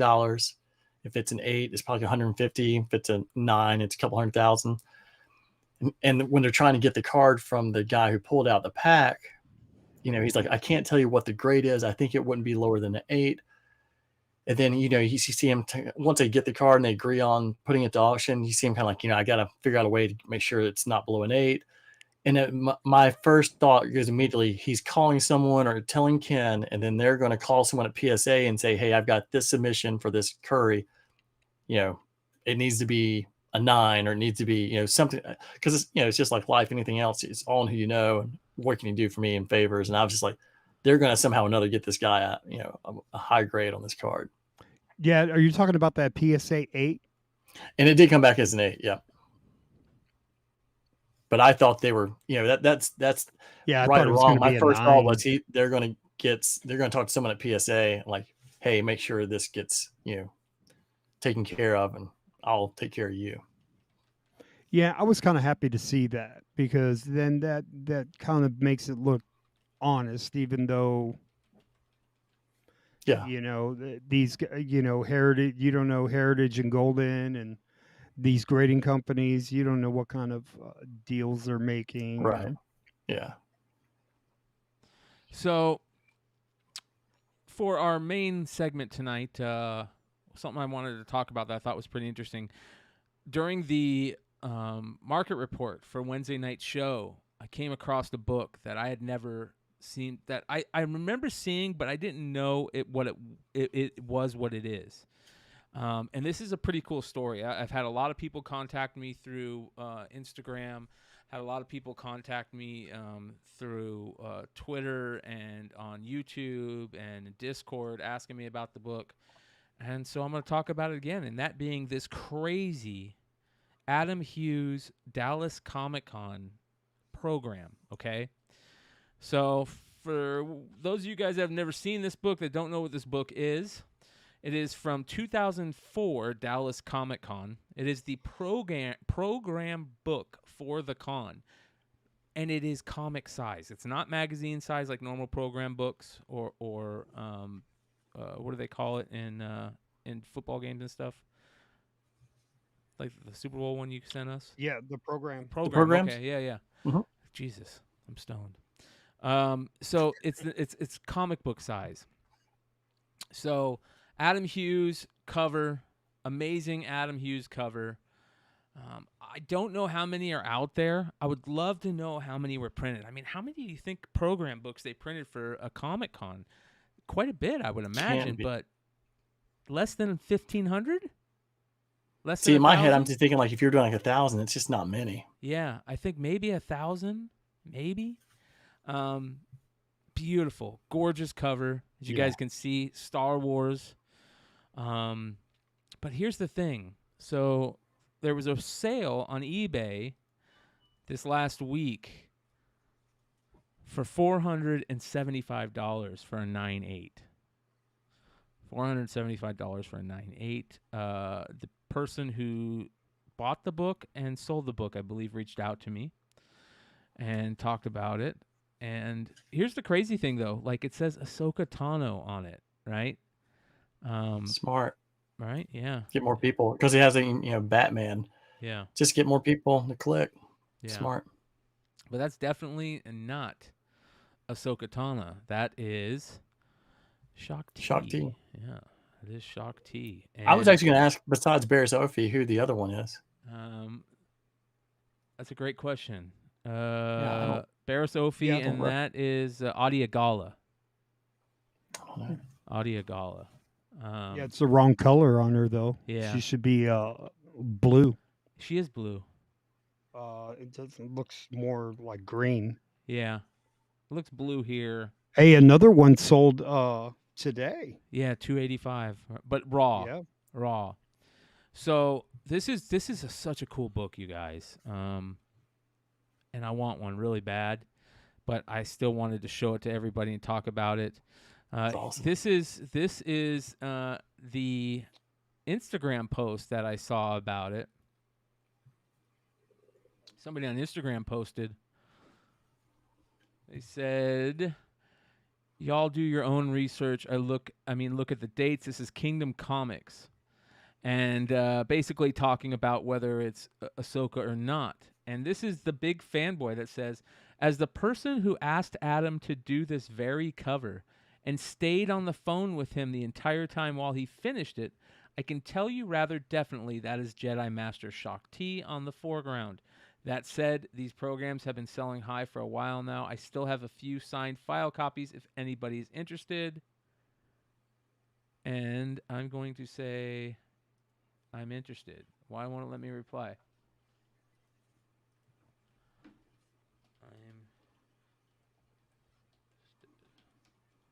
Boom. All right.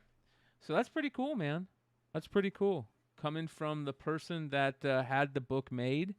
I would love to find out more information from him about how many there were printed, what they did it for. This is the front cover. The back cover is a Dan Brereton Harley Batman. Oh. Pretty cool. Pretty cool. So be on the lookout, for you guys like Hood that stop by Half Price Books every day. This is the type of stuff you could I just bought one. Did you just buy one? Right? Just right now. That is amazing. Uniform 13 says, McClay, eBay Dallas program signed by Hughes right now for $298. Tons of watchers by the hour. Amazing, man. This is super cool. I just bought it for $298. Fuck it. Yeah. It's signed. It's signed also. So yeah, it's Hey Brian, if you hear back from him, tell him you're looking for 2. Okay. If he's got 2. All right. I will. That I thing's will awesome. talk to him. I'll sell you mine. $600. Super cool book, but it I took love me that cover. down a rabbit hole for Adam Hughes, and I'm a huge Adam Hughes fan. But you know what? I didn't realize that this webpage is out there. Check this out. The Adam Hughes checklist. This is badass, dude. You got comics. It goes through all the comics by letter, right? A through Z. Look at this. This is awesome. But why didn't he put the damn comic pictures? I want to be able to see them. Look at these. Whether they got pinups inside or not. So for all you Adam Hughes fans, I'll put this link in the description. This is his very first book that he ever had, first published work. Eagle number 6 from June of 1987. He had a pinup in there. I love this early stuff, man. And I love the rare stuff. I love, like Frank Cho Illustrator. He did interior writer in. So, like, Adam Hughes fans that are going to go look for, like, other stuff for him, there's some cool stuff. He wrote some stuff in there. All kinds of stuff. Gamora swimsuit special, interior pinup. Gen 13 bikini pinup special. Handbooks, all kinds of handbooks and specials. G.I. Joe 111. He did interior pinup pencils in G.I. Joe. He did a Scarlet in G.I. Joe 111. Did you know that? I didn't. It makes me want to go and pull it out and take a look. I know. That's a Scarlet pinup by Adam Hughes in G.I. Joe 111. Where's Gen 13 Superman? Gen 13. Because he did the variant of the J. Scott Campbell one. Yeah. I don't see Not a good list. Doesn't have it. Got him. Ordinary Heroes. Got him. But pretty damn cool. Just imagine Stan Lee creating the universe. There's pinups by him in all of them. That's crazy. Look at that. Pin up back cover pencils. I didn't know he did back covers on just Imagine Stan Lee, creating the Flash. Justice League, all the Justice League stuff, the early Justice League Europe stuff, Stargazers stuff, all the Legionnaire stuff. He did Liberty Meadows number 20. He did cover pencils. That's interesting. So this is a really, really cool tool that I'm sure a lot of people are going to be checking out. All the Penthouse comic books. PSM, 100% independent PlayStation magazine. Cover pencils. I got to look these up. Are you kidding me?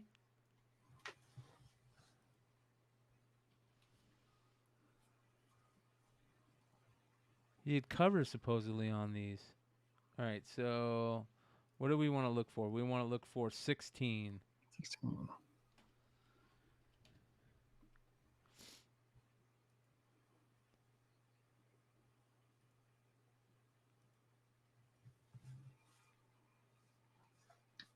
That's not it, right? Is that 16? No, that's 17. You know, it's 16. Where's 16? Let me go back.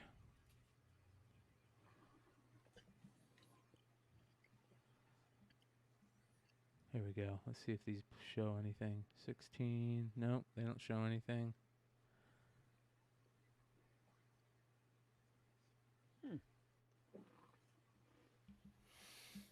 There we go. What is this? PlayStation Magazine. Anyways, pretty damn cool, all these. Go check them out, you guys. Go find some new great Adam Hughes stuff that you've never seen before. Not only that, it shows his trading card stuff that he's done. Look at all the trading card stuff. It's got statues. Posters and prints is the awesome stuff for me, though. I would love to see some really cool posters and prints that we haven't thought of. He's got a lot of promotional posters for Heroes Con and a lot of the stuff that we've seen already. But, man, a lot of great Wizard stuff, prints and lithographs. These are all the prints and lithographs that he's done. This is awesome, dude. He did a fine art print for Tomb Raider 50. I didn't know that. Interviews, T-shirts, miscellaneous. But so here's the miscellaneous stuff. And here's all the ash cans. The box covers that he's done. Calendars. Right? Convention program book. He did Heroes Con. He's in Hero Con Prevention Program book from 91 to 2001. Interior pinups. He did the cover on 2001. San Diego Comic-Con program book, interior art, postcards, promotional booklets. Here's all of his sketchbooks. And here's the miscellaneous stuff, the Buffy the Vampire Slayer, poster stuff, DC Universe role-playing game, Cover Girls of DC Universe poker set. Just a lot of stuff I'm sure we're going to find. So if you guys find anything cool out of this, tag me on IG. Beyond Wednesdays, hashtag Beyond Wednesdays. And I want to see what you guys find. I think that shit's really, really cool. So, yeah, he did a lot of Wizards. He did do a lot of Wizards. But if that website creator is out there, where are the pictures, bro? You need pictures. That's crap that there's no pictures. Yeah, I did go on eBay just look at like that 16 and 19, some of the first ones. They're not expensive, so you can get them for reasonable prices. Yeah. Yeah, that's sick, dude. That's sick. I do have a lot of the Wizards. I knew about those. I've got some that I'll pull out here probably at some point, and we'll go through some cool Adam Hughes stuff that I got. But yeah, that's interesting stuff. Very interesting stuff. Those are the type of finds that I love to find. The checklist name is ahchecklist.com for anybody that wants to see it.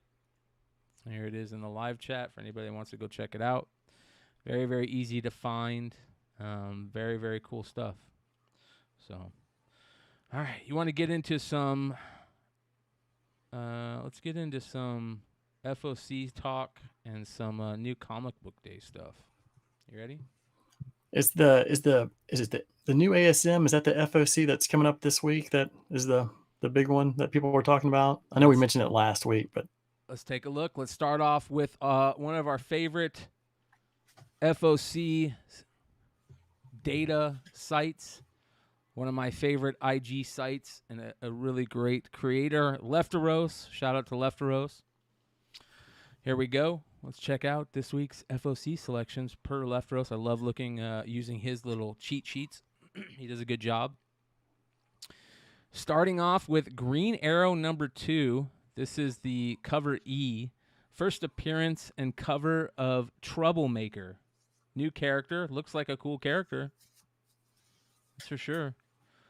Story by Joshua Williamson. And you get a new character, Troublemaker, on that one. It's issue 2 of Green Arrow. Next, Unstoppable Doom Patrol number 3. This is cover D, a foil cover depiction of Robot Man by Dennis Culver. That's a cool cover. Going to be foil. It's pretty dope. So check that out. We've got a variant here of Radiant Pink number 5. This is cover B, cover depiction of Radiant Pink by Johnny Montez. It's a pretty cool cover. Kind of got the Power Ranger feel to it, right? Those Power Ranger it covers. does. Yeah, it's a good call. Next, Supermassive 2023 number 1. This is cover A. Massive Verse 50-page one-shot crossover event. Says here, the last installment of Supermassive brought us a couple of first appearances. This one should do the same. I believe we may have an unnamed new character on the cover. So there you go. Next, I've never read that, but I like the cover. Like, I'd pick that up, just try it out for the cover. Yeah. Yeah, and if there's got a bunch of new characters, you can't go wrong picking up something like that. Just throw it in a box. Looks cool. More FOC picks this week. This is Amazing Spider-Man 26. Here you go. The spoiler variant of Amazing Spider-Man 26. Got more of these stupid spoiler variants everybody goes crazy for.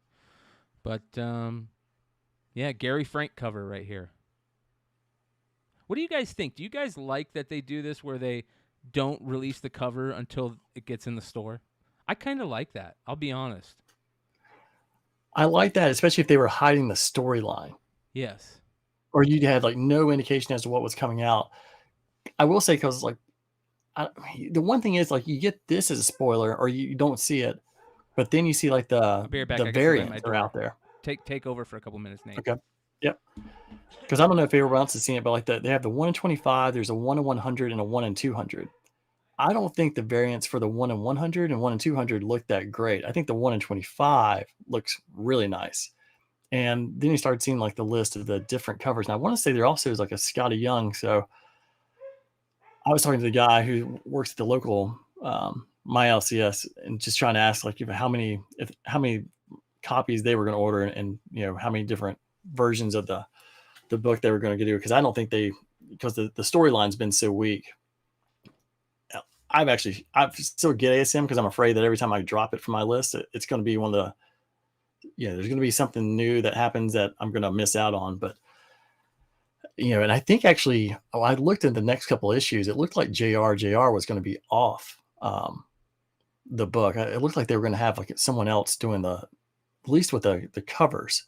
And it looked a lot better than what it's looking like in the past. But God, ASM just hasn't been good in so long. It's hard to recommend picking up, even if it is like, a possible big book. But that's one reason I didn't pick up the Spider Boy, because it just, it feels like every time they try, or Marvel tries to do something, it's always just one of the generic characters, or someone dies, then comes right back. Thank you, bro. Brian, I was mentioning that there's a 1 in 100 and 1 in 200.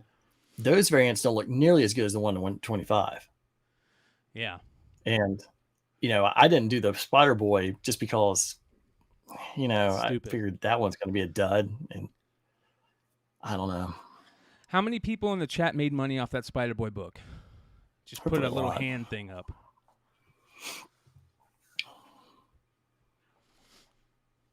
It'd be interesting to know. Yeah. So it feels like with ASM, I was mentioning that I never drop it off my list, even though the story's been so bad for so long. Because I feel like as soon as I do, it's happened in the past, something happens, and it's one of those books that goes up, and that's what I'm afraid. I'm afraid of missing out. Yeah. There's your FOMO on that one. Oh man, I'm too old to be running upstairs.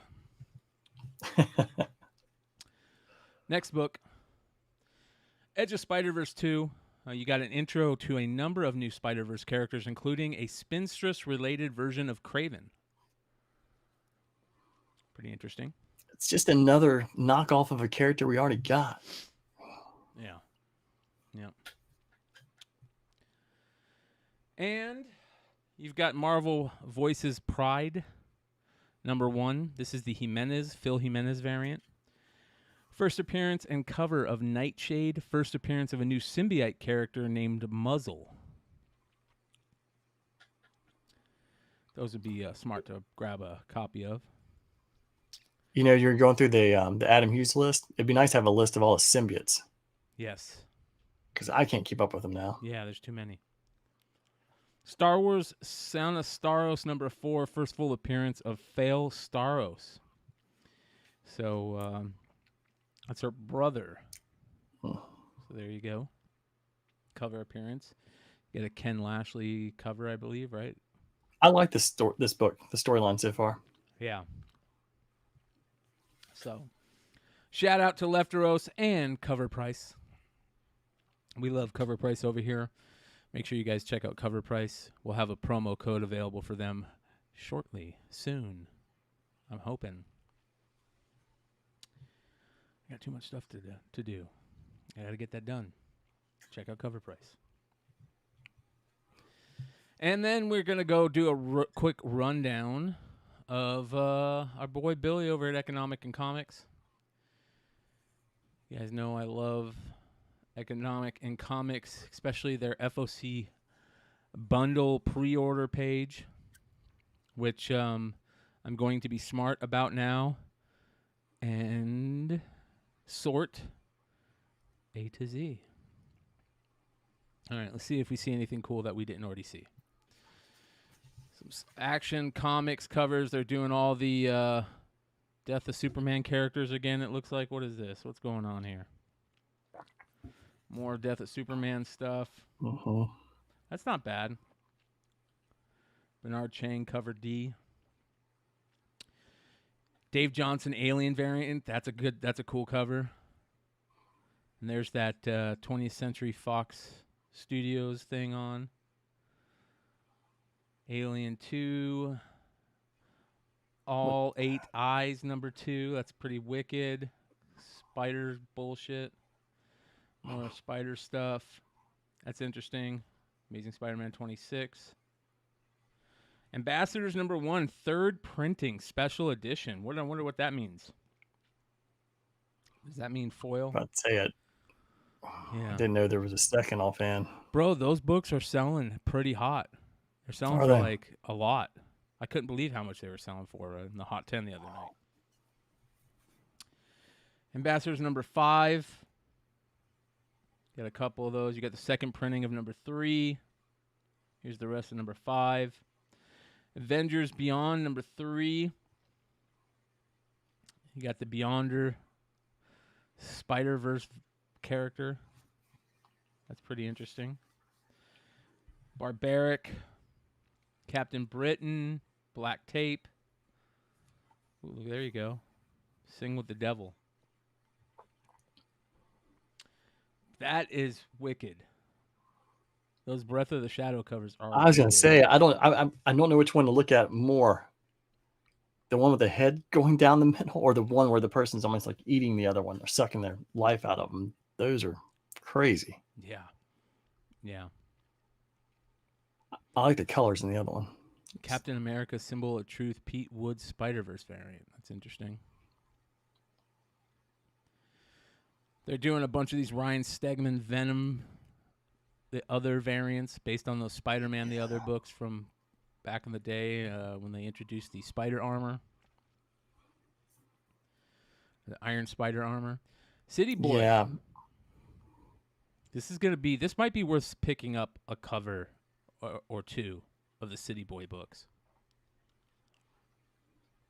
I could take off. Clobbering Time. Ooh, what is that? That looks Like good. that.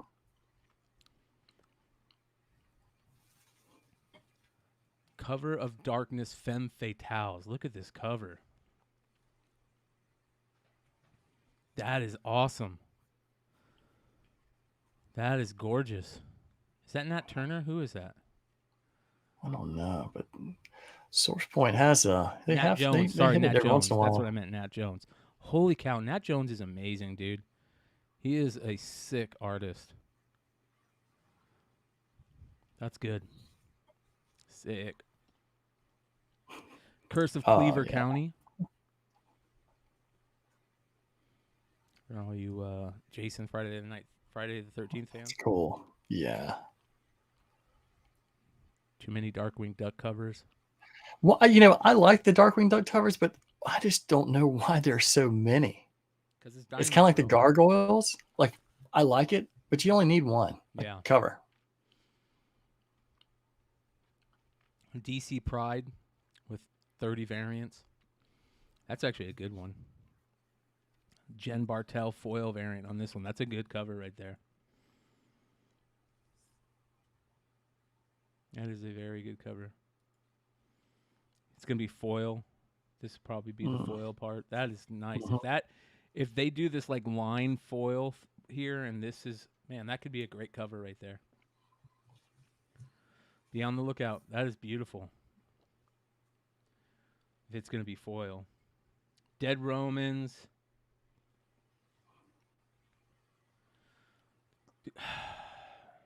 No, that is a terrible Deadpool cover. Oh my god! Can I stop you say? Did you read the Jeff book?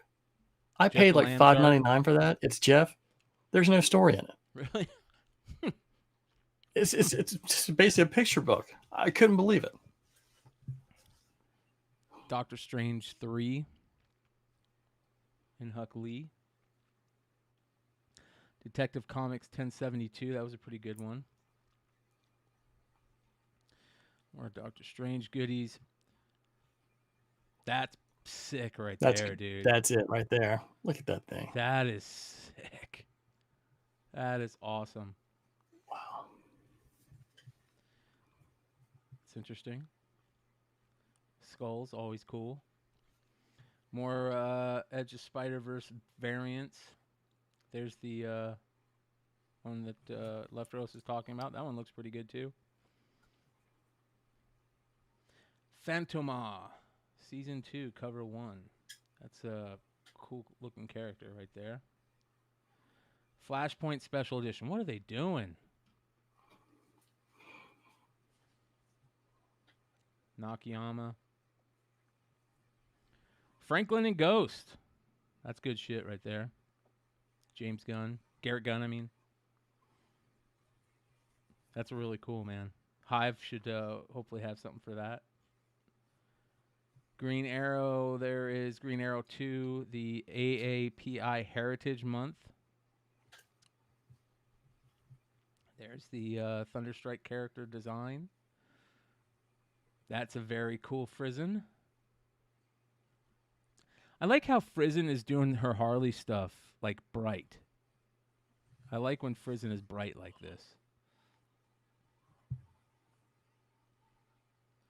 Indigo Children. Spawn. We got some King Spawn stuff.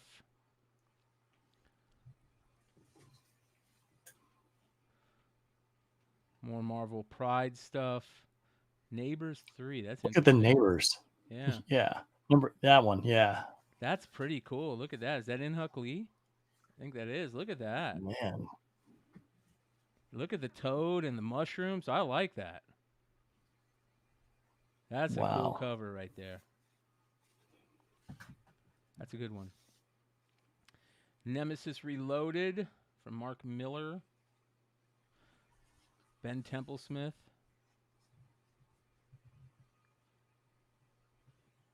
Love Templesmith art. That's a cool one. Nightwalkers. That's a cool Titans cover right there. Mm-hmm. Jamal Campbell cover. Yeah, That's that very is cool. I that. like Campbell. Yeah. Ooh, that's nice. That's a nice Nakayama right there. It's a Whatnot book, too. That's interesting.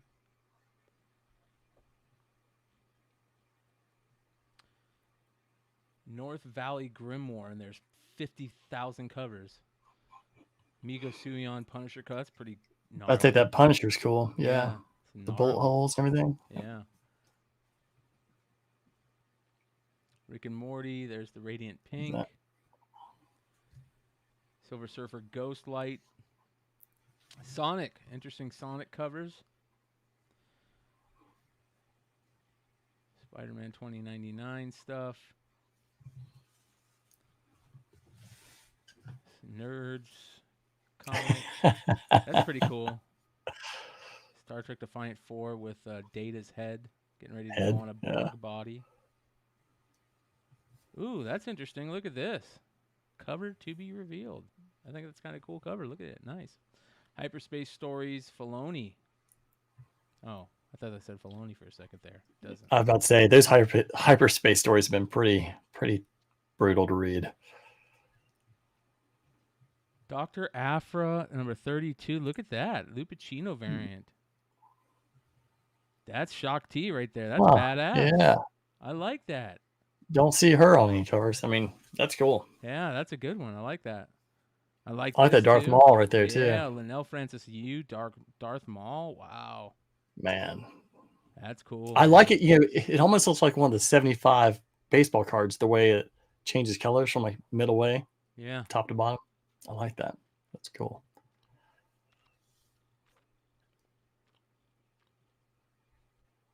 Static Shadows of Dakota.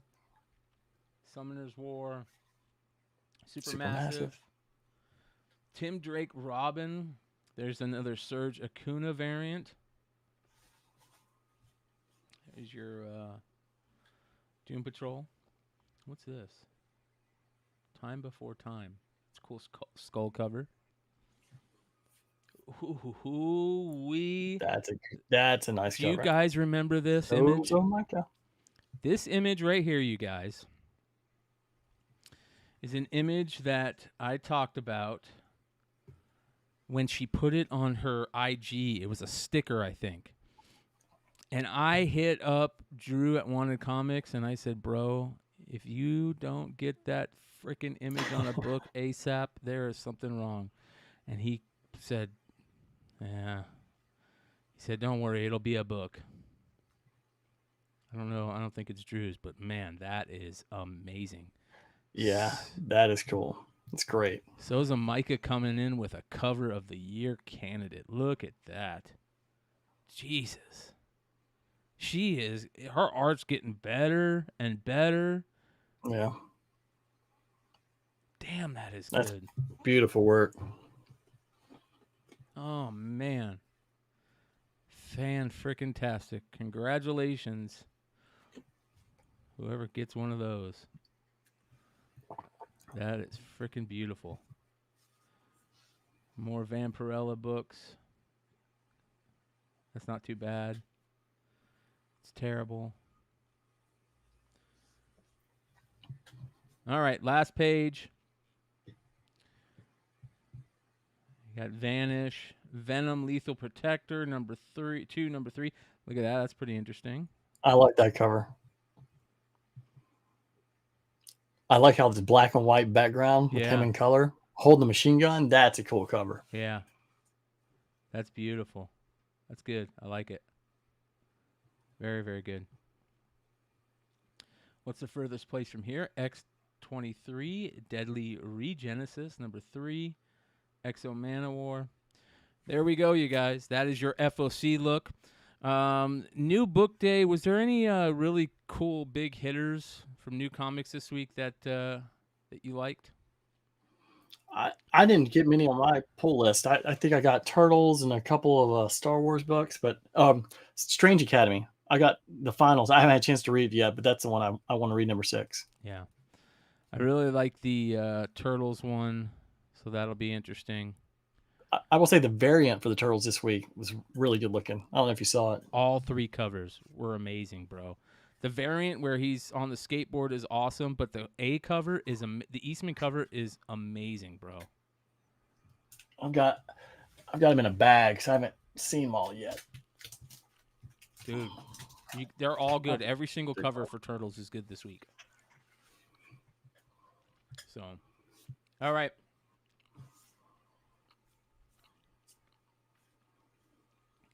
We only have IG Art Spotlight, and then we'll get into some pickups. Starting it off this week, speaking of Turtles, dude, check out this artist.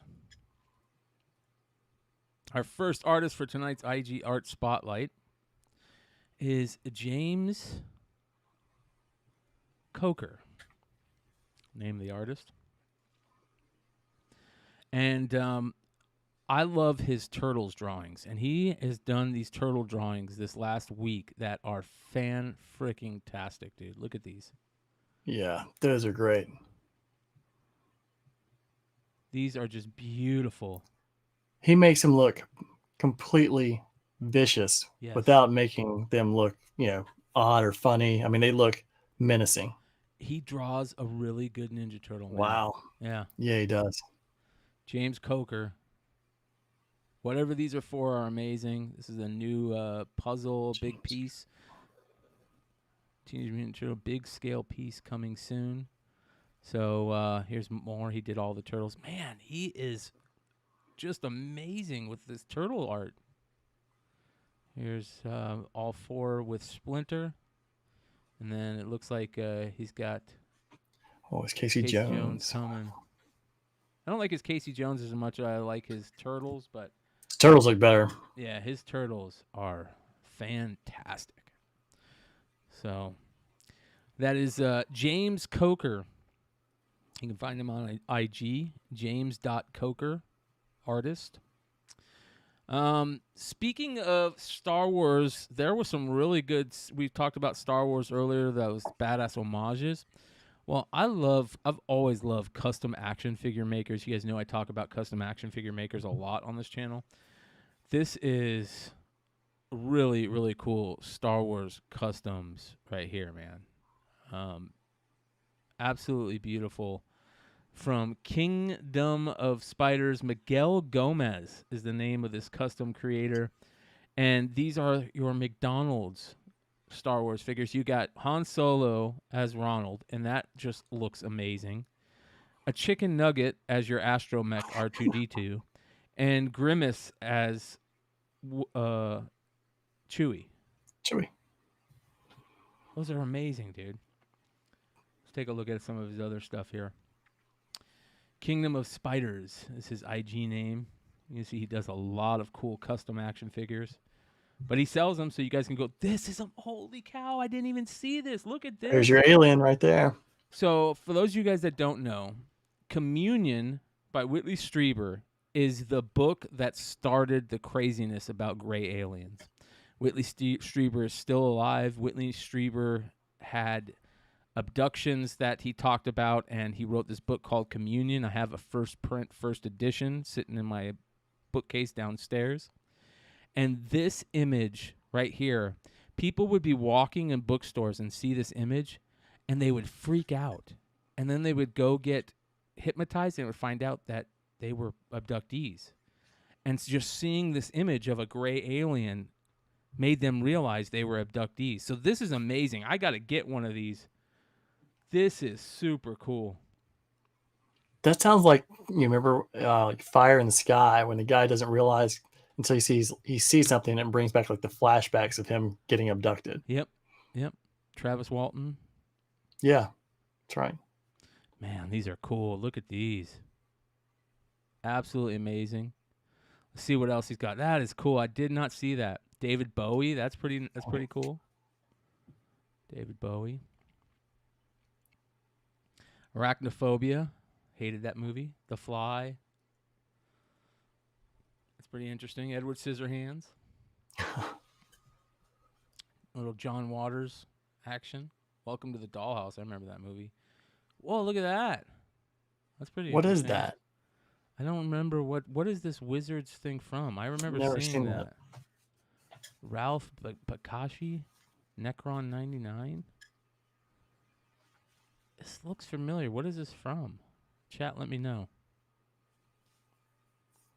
I remember this art right here. Donnie Darko, that's cool.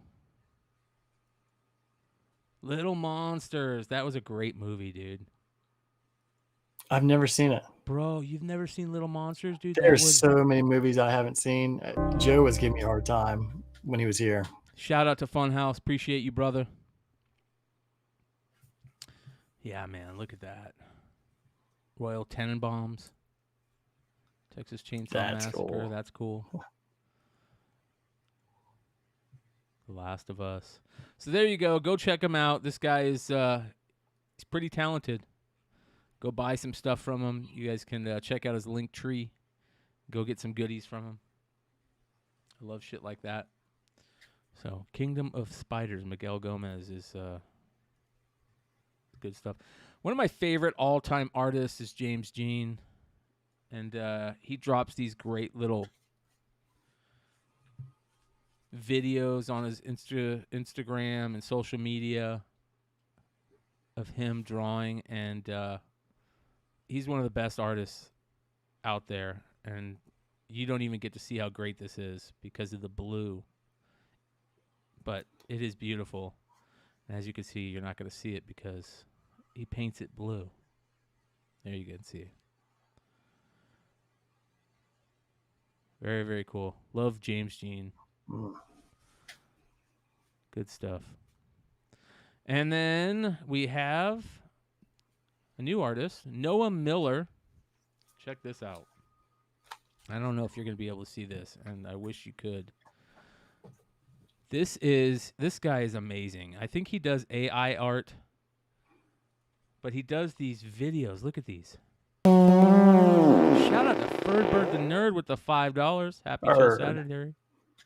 Look how badass this is, dude. That is awesome. This is some of the coolest looking art I've seen. I don't care if it's AI, if there's AI part of it. Noah Miller on IG. Noah Robert Miller on IG. I'm going to show you guys some of the other killer stuff that he does. You guys are going to be blown away. Look at this art. Look at this. Reminds me of Waking Life. You remember that movie Waking Life? From the guy who I've never seen it. Guy who did Dazed and Confused. He did a movie like this art. But this is absolutely beautiful. Look, holy cow, look at that. Oh my God. Very cool. Dude, that is amazing. That's awesome. Yeah. So beautiful stuff there. Go check. Look at that. That is creepy as hell. I was going to say, see the skull with the fire beside it? Yeah. And or the ring. Yeah. Oh my God, dude. Dude. Yeah, this guy's amazing. I don't care if it's AI art. I don't know if I should say this guy's amazing, but maybe the way that he creates it, he has a lot of input on it. But I like it. I think it's cool. And then finally tonight, our final IG social media IG art. This is Michael Kreiser, Fine Art of MK. And this guy is just great all around. It looks like this is like his style. He does like this old school comic book style. And this is something he did for Tyler, the Creator on Garbage Pail Kids stuff. I mean, look at that. That's badass. Can never have enough Garbage Pail Kids. Yeah. So Odd Future, Tyler, the Creator drop. Look, but this is what I really loved. Check out this homage cover he did for Green Lantern 85. It's Alice in Chains. Wood. That is awesome.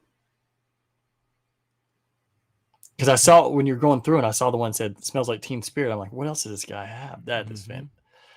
Love that song too. Yeah. God. That's amazing, dude. It's really cool. Crazy idea. Yeah. But yeah, this guy he does some cool shit, so check it out. Here's House of Pain. Does these shirts. Surprised he hasn't done any, look at this. What do we got here? I'm surprised he hasn't done any, Little Yachty. I'm surprised he hasn't done any comic book covers, actually. Look at this. Shine on You Crazy Diamond. Sid Barrett. That is badass. Holy shit. That's very cool. That's a perfect homage for Sid Barrett. Get some old school Ghetto Boys art.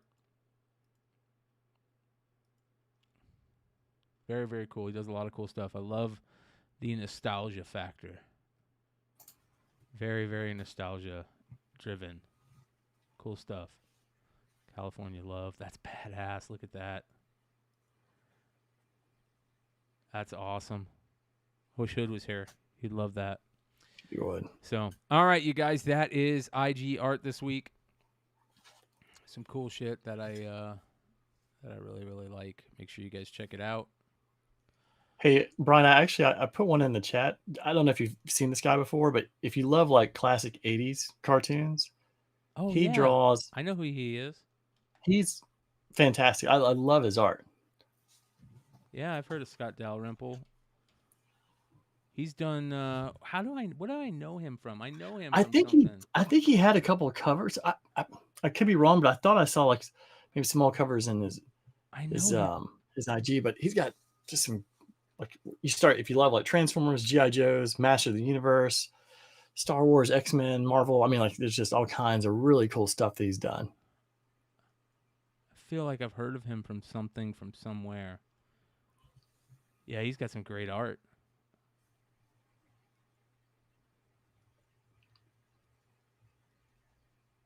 I like his Transformer stuff. I feel like that's where I've he heard makes stuff him like from doing Transformer stuff.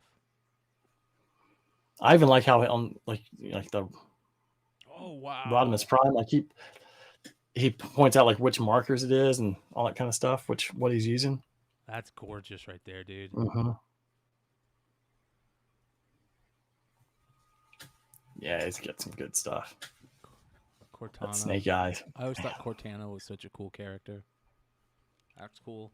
Mm. That's good stuff right there. Yeah, it is.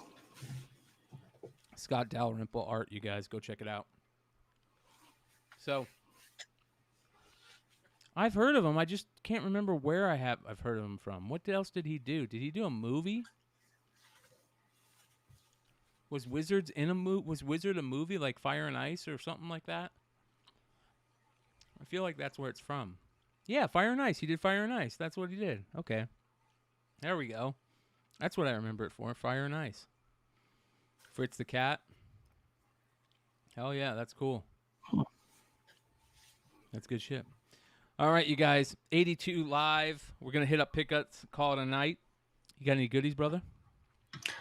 I did. So the reason I brought that IG piece was I've been following Scott on IG for a while, and I found some of his original art on eBay. Maybe like 2 weeks ago. And so I can't remember how many there were, but these are the ones I enjoyed the most was Cobra Commander.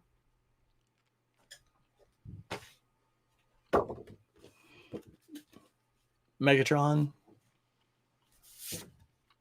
And Galvatron. That's good shit. And I got them all for like $25 a piece. Not bad. Yeah. So I was like, I'll frame them, put them up in here. Be great. Be great. I think that you had this on one of the Wednesday shows a couple of weeks ago. And if anyone follows the Star Wars Binge collection, there's a variant of this. So the cheaper one is the Anakin Skywalker. The tougher one is defined with a name pill that says Darth Vader. And it's unpunched. It's not the foil, but it's pretty good shape. There's a little ding down here you can see. It's a little bend on the corner. But besides that, it's a nice shape. So were those released in stores or were those from a special Entertainment Earth thing?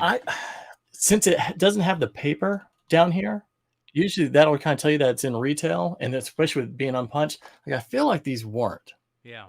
But I'm not 100% sure. But with them being it's so hard to get, it feels like they weren't. I can definitely check on that. Yeah, that's badass, dude. Picked up the Darth Maul 1 in 50. Oh yeah, man. On the Mark Brooks. So this is one I think I'm gonna try and send in to CGC and get signed, if I can get the remark, if the remarks are still available, because I'd love to get something drawn on here as well. Yeah, I love this cover. And then I've been looking for this for a little while. Oh shit! This was before the Mask One comic the miniseries came out, so it's just like a paper little supplement. But I love just like the outline, how it has like the different members going across. I wish they had their actual mask on, but it looks great. What does it say on the label? Mask special promotion supplement. It's just a sneak preview, and the cost was free, and it's not no number. I thought those came inside of a book. They didn't come inside of a book though. Yeah, I don't know if they just would have had these out at the counter and you can just grab one. I'm not sure exactly how that worked, but on the back, you got your Infinite Crisis. That's badass, dude. Yeah, and this one, it wasn't much at all. I was surprised. It was a pretty good deal. I think I got it for 50, 45. That's sick, dude. Yeah, I thought that was a pretty good deal. And then I've been looking for the Eye of the Storm #2. I really like Manchurian Row. I think he's a great character. And this is the 1 in 25 variant. Nice. Suyon variant. Yeah. Looks good. The one I want to get the #1 as well. I don't think it looks as good, but the #2 I really like. Yeah, that's a cool character. And then this is from the Vienna Comic Con, Vader Down #1. Oh, wow. Yeah, there's a sketch variant as well. And I'd like to get it. I thought it looks good, but I just thought that this one looked a little bit better. And again, these aren't expensive books by any means. I think so if anybody's looking for these, don't pay much. I mean, I did. You can find these for really reasonable prices. So, but I thought it looked really cool. And then just real quickly on the card front, I've been in a big 80s, or buying the guys that we grew up with, and I've been wanting to get. I've got the 84 Donner set, but I've always wanted to have like a nicer strawberry and Madeline, because they're off cut. They're really hard to get. So I got a 9 strawberry. Such a great card, dude. I love that It card. is. I love the 83 Tops traded, and I love the 84 Flair. Yeah, it's just that 84 Flair with him just with almost like on one knee with the bat is just fantastic. Yeah. And then this one is just The really best tough to get with the Mattingly. The best Mattingly rookie right there. It is. Yeah. God, man, it's such a nice card. Yeah, man, what a great set. Ron Darling even looks good in that set. He's like he and Joe Carter, I think, are the only rated rookies that are really in that set. And then finally, I've been wanting a Cherry Blossom Otani, and just pick this one up. Hold on. So it's a 9. So it's last year's, last year's. So that's gorgeous. Yeah, man, I love the cherry blossoms. They look great. So And for people with that know, Otani. they had cherry blossom design specials in the Japanese Topps baseball cards, which the border was cherry blossoms. Beautiful. Yeah, really, really cool. Yeah, I think I opened like 1 or 2 boxes, and just I think I only got like 2 cherry blossoms in each box. And, Yeah. I was like, it's gonna be impossible to pull an Otani, so it's just easier just to pay for one. Yeah. Check this out. Uniform 13 send this into me. He's is this yours, brother? Look at this Garbage Pail Kid. Trump Garbage Pail Kid. It looks like an original. Yeah. That is crazy. If that's an original. If that's original, man. Did they print this as a card? I can't remember. I think they did, didn't they? I don't know, but it looks like it, because especially with the 2 in the background, the Mona Lisa and yeah. Let's see. Let's see if I can find it. That is awesome, man. I would love to own original Garbage Pail Kid art. Love to own original Garbage Pail Kid art. That's super cool, man. I like shit like that. Very, very cool. Good stuff. Well, you guys remember, check out our homies over at Wanted Comics, Hive Comics, Bird City Comics, Jesse James Comics, Comic Book Shopping Network. We got some fun stuff coming up on the channel, you guys. I hope you guys are enjoying me playing around with the look and feel of the shows. Hopefully they're starting to click and set in. I really like how some of these, setups are looking on the final product. I really think the Hot 10 show has really, really come a far way into much better content, and it was great to begin with. So I hope you guys are enjoying the Hot 10 stuff. Come hang out with us, of course, every Wednesday and Saturday night. Show is basically the same every show. We just do 2 shows a week, just like this. Comic books, heavy, but also include a lot of other collectibles, which I love. If you guys enjoy any of the music that we play, you can find the playlist. The Beyond Wednesdays playlist link on Spotify is linked below. I added a ton of new songs to it today. I hope you guys enjoy it.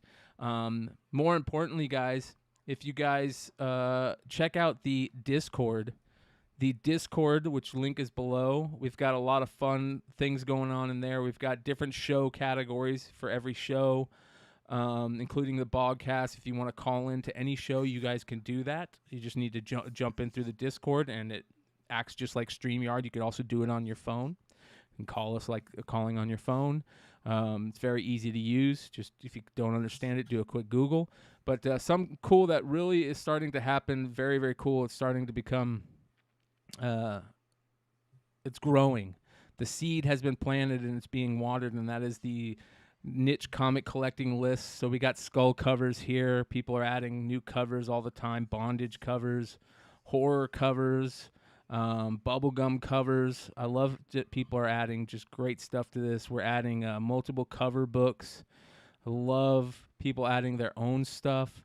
But we're also going to start having sports cards and baseball cards and stuff. So we're going to have a cool...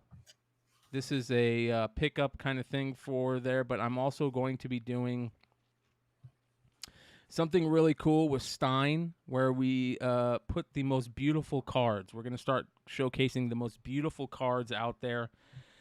For those of you, some of you guys that don't know, there are some gorgeous, absolutely gorgeous cards that have been created over the years, and just works of art on their own. I really think that they are. And Stein has a great list that he's started that we are going to continue, collecting on and all that fun type of stuff. So make sure you guys check that out. Of some of the greatest cards created.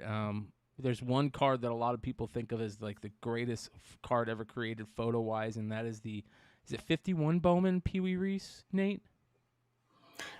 Is it 51? It's the one with him throwing, right? Yeah, him in the air. Yeah, it's horizontal. Yeah, I think it is 51. I actually got it in the other room. Yeah, it's a great card, beautiful card, absolutely gorgeous card. So, check those out. Once we get that going, that's going to be a lot of fun.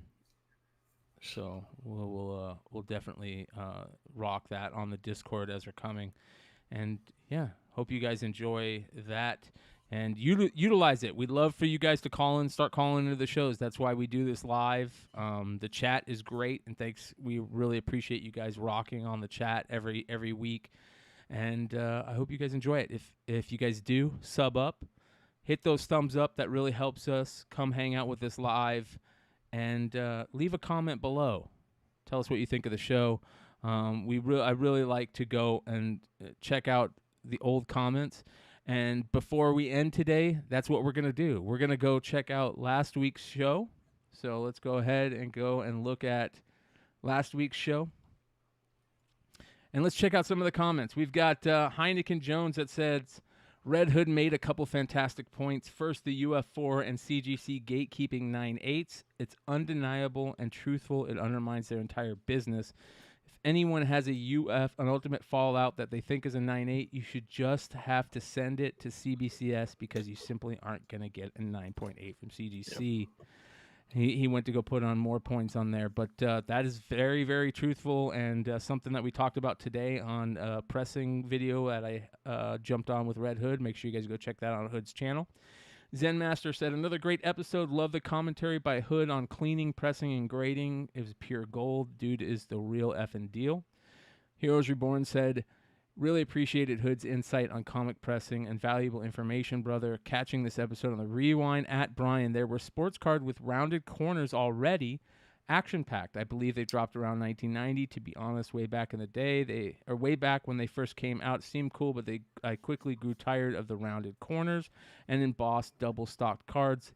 They embossed some of the card as well as foil on the chase cards. Because I collected the hell out of Action-packed. I have at least 5 Emmitt Smith action-packed rookies from 1990. I did at one time own the Braille Jim Plunkett card. I had the Neon Dion card. I also have I had the Jordan and Wayne Gretzky prototypes. I still have the Gretzky. I don't know if I have the Jordan anymore, but they did prototypes for hockey and basketball of Jordan for basketball, Gretzky and Lemieux for hockey. And yeah, those are cool. They're very, very tough to find and very expensive. Another awesome video, says Andrew. I hope YouTube pays well on this video. I had an ad every 10 to 15 minutes on the rewind. Nice to see Red Hood dropping some knowledge. Listen, you guys, I apologize for if it ever gets to the point where there's ads like that. I can't do anything about that on some of those old shows because, and I'll tell you why.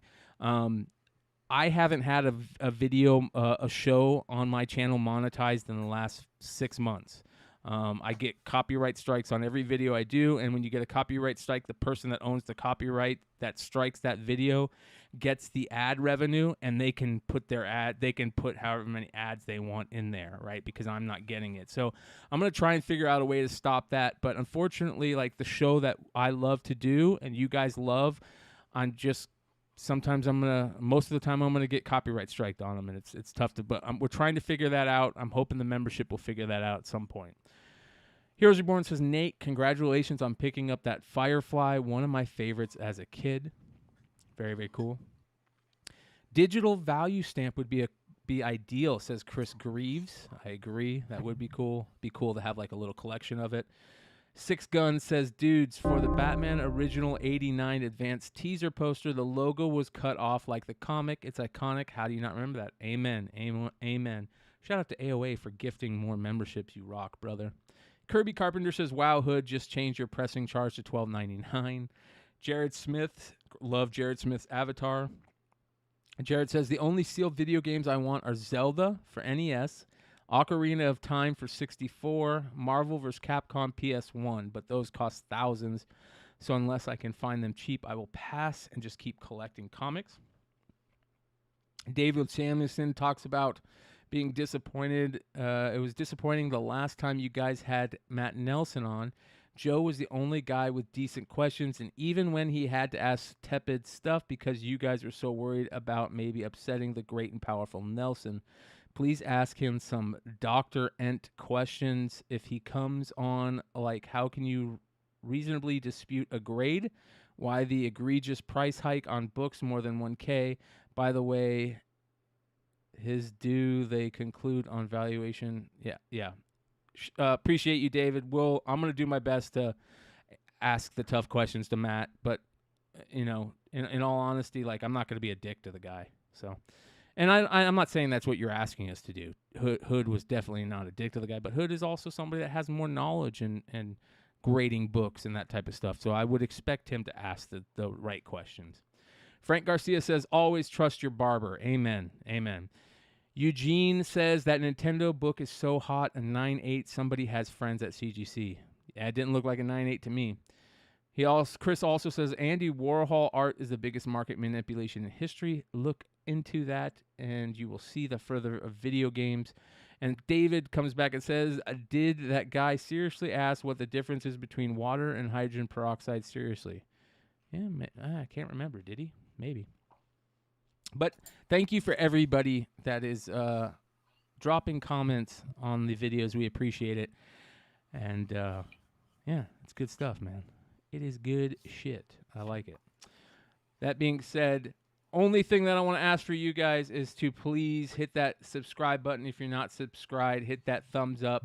And starting on May 1st, go give a vote to Phoenix Magazine's Best of the Valley in 2023 for the Bogcast. You can find a link to do so in the description of this video. May 1st from May 21st, you can vote every day for the Bogcast, and it would really, really help me and my buddy Keith out to get some more eyes on our show. If you guys enjoy cool comedy, stand-up comedy news and stories, UFO and fringe topics, and cannabis and psychedelics, check out the Bogcast every Thursday night on YouTube and Rumble. Nate, I appreciate you, brother. Yeah, man. Anytime. All And I meant to tell you, after talking about the value stamps, look what I found in my drawer over here the other day. I was like, synchronicity, bro. It never ends with me. Much love, you guys. We'll see you soon. Adios.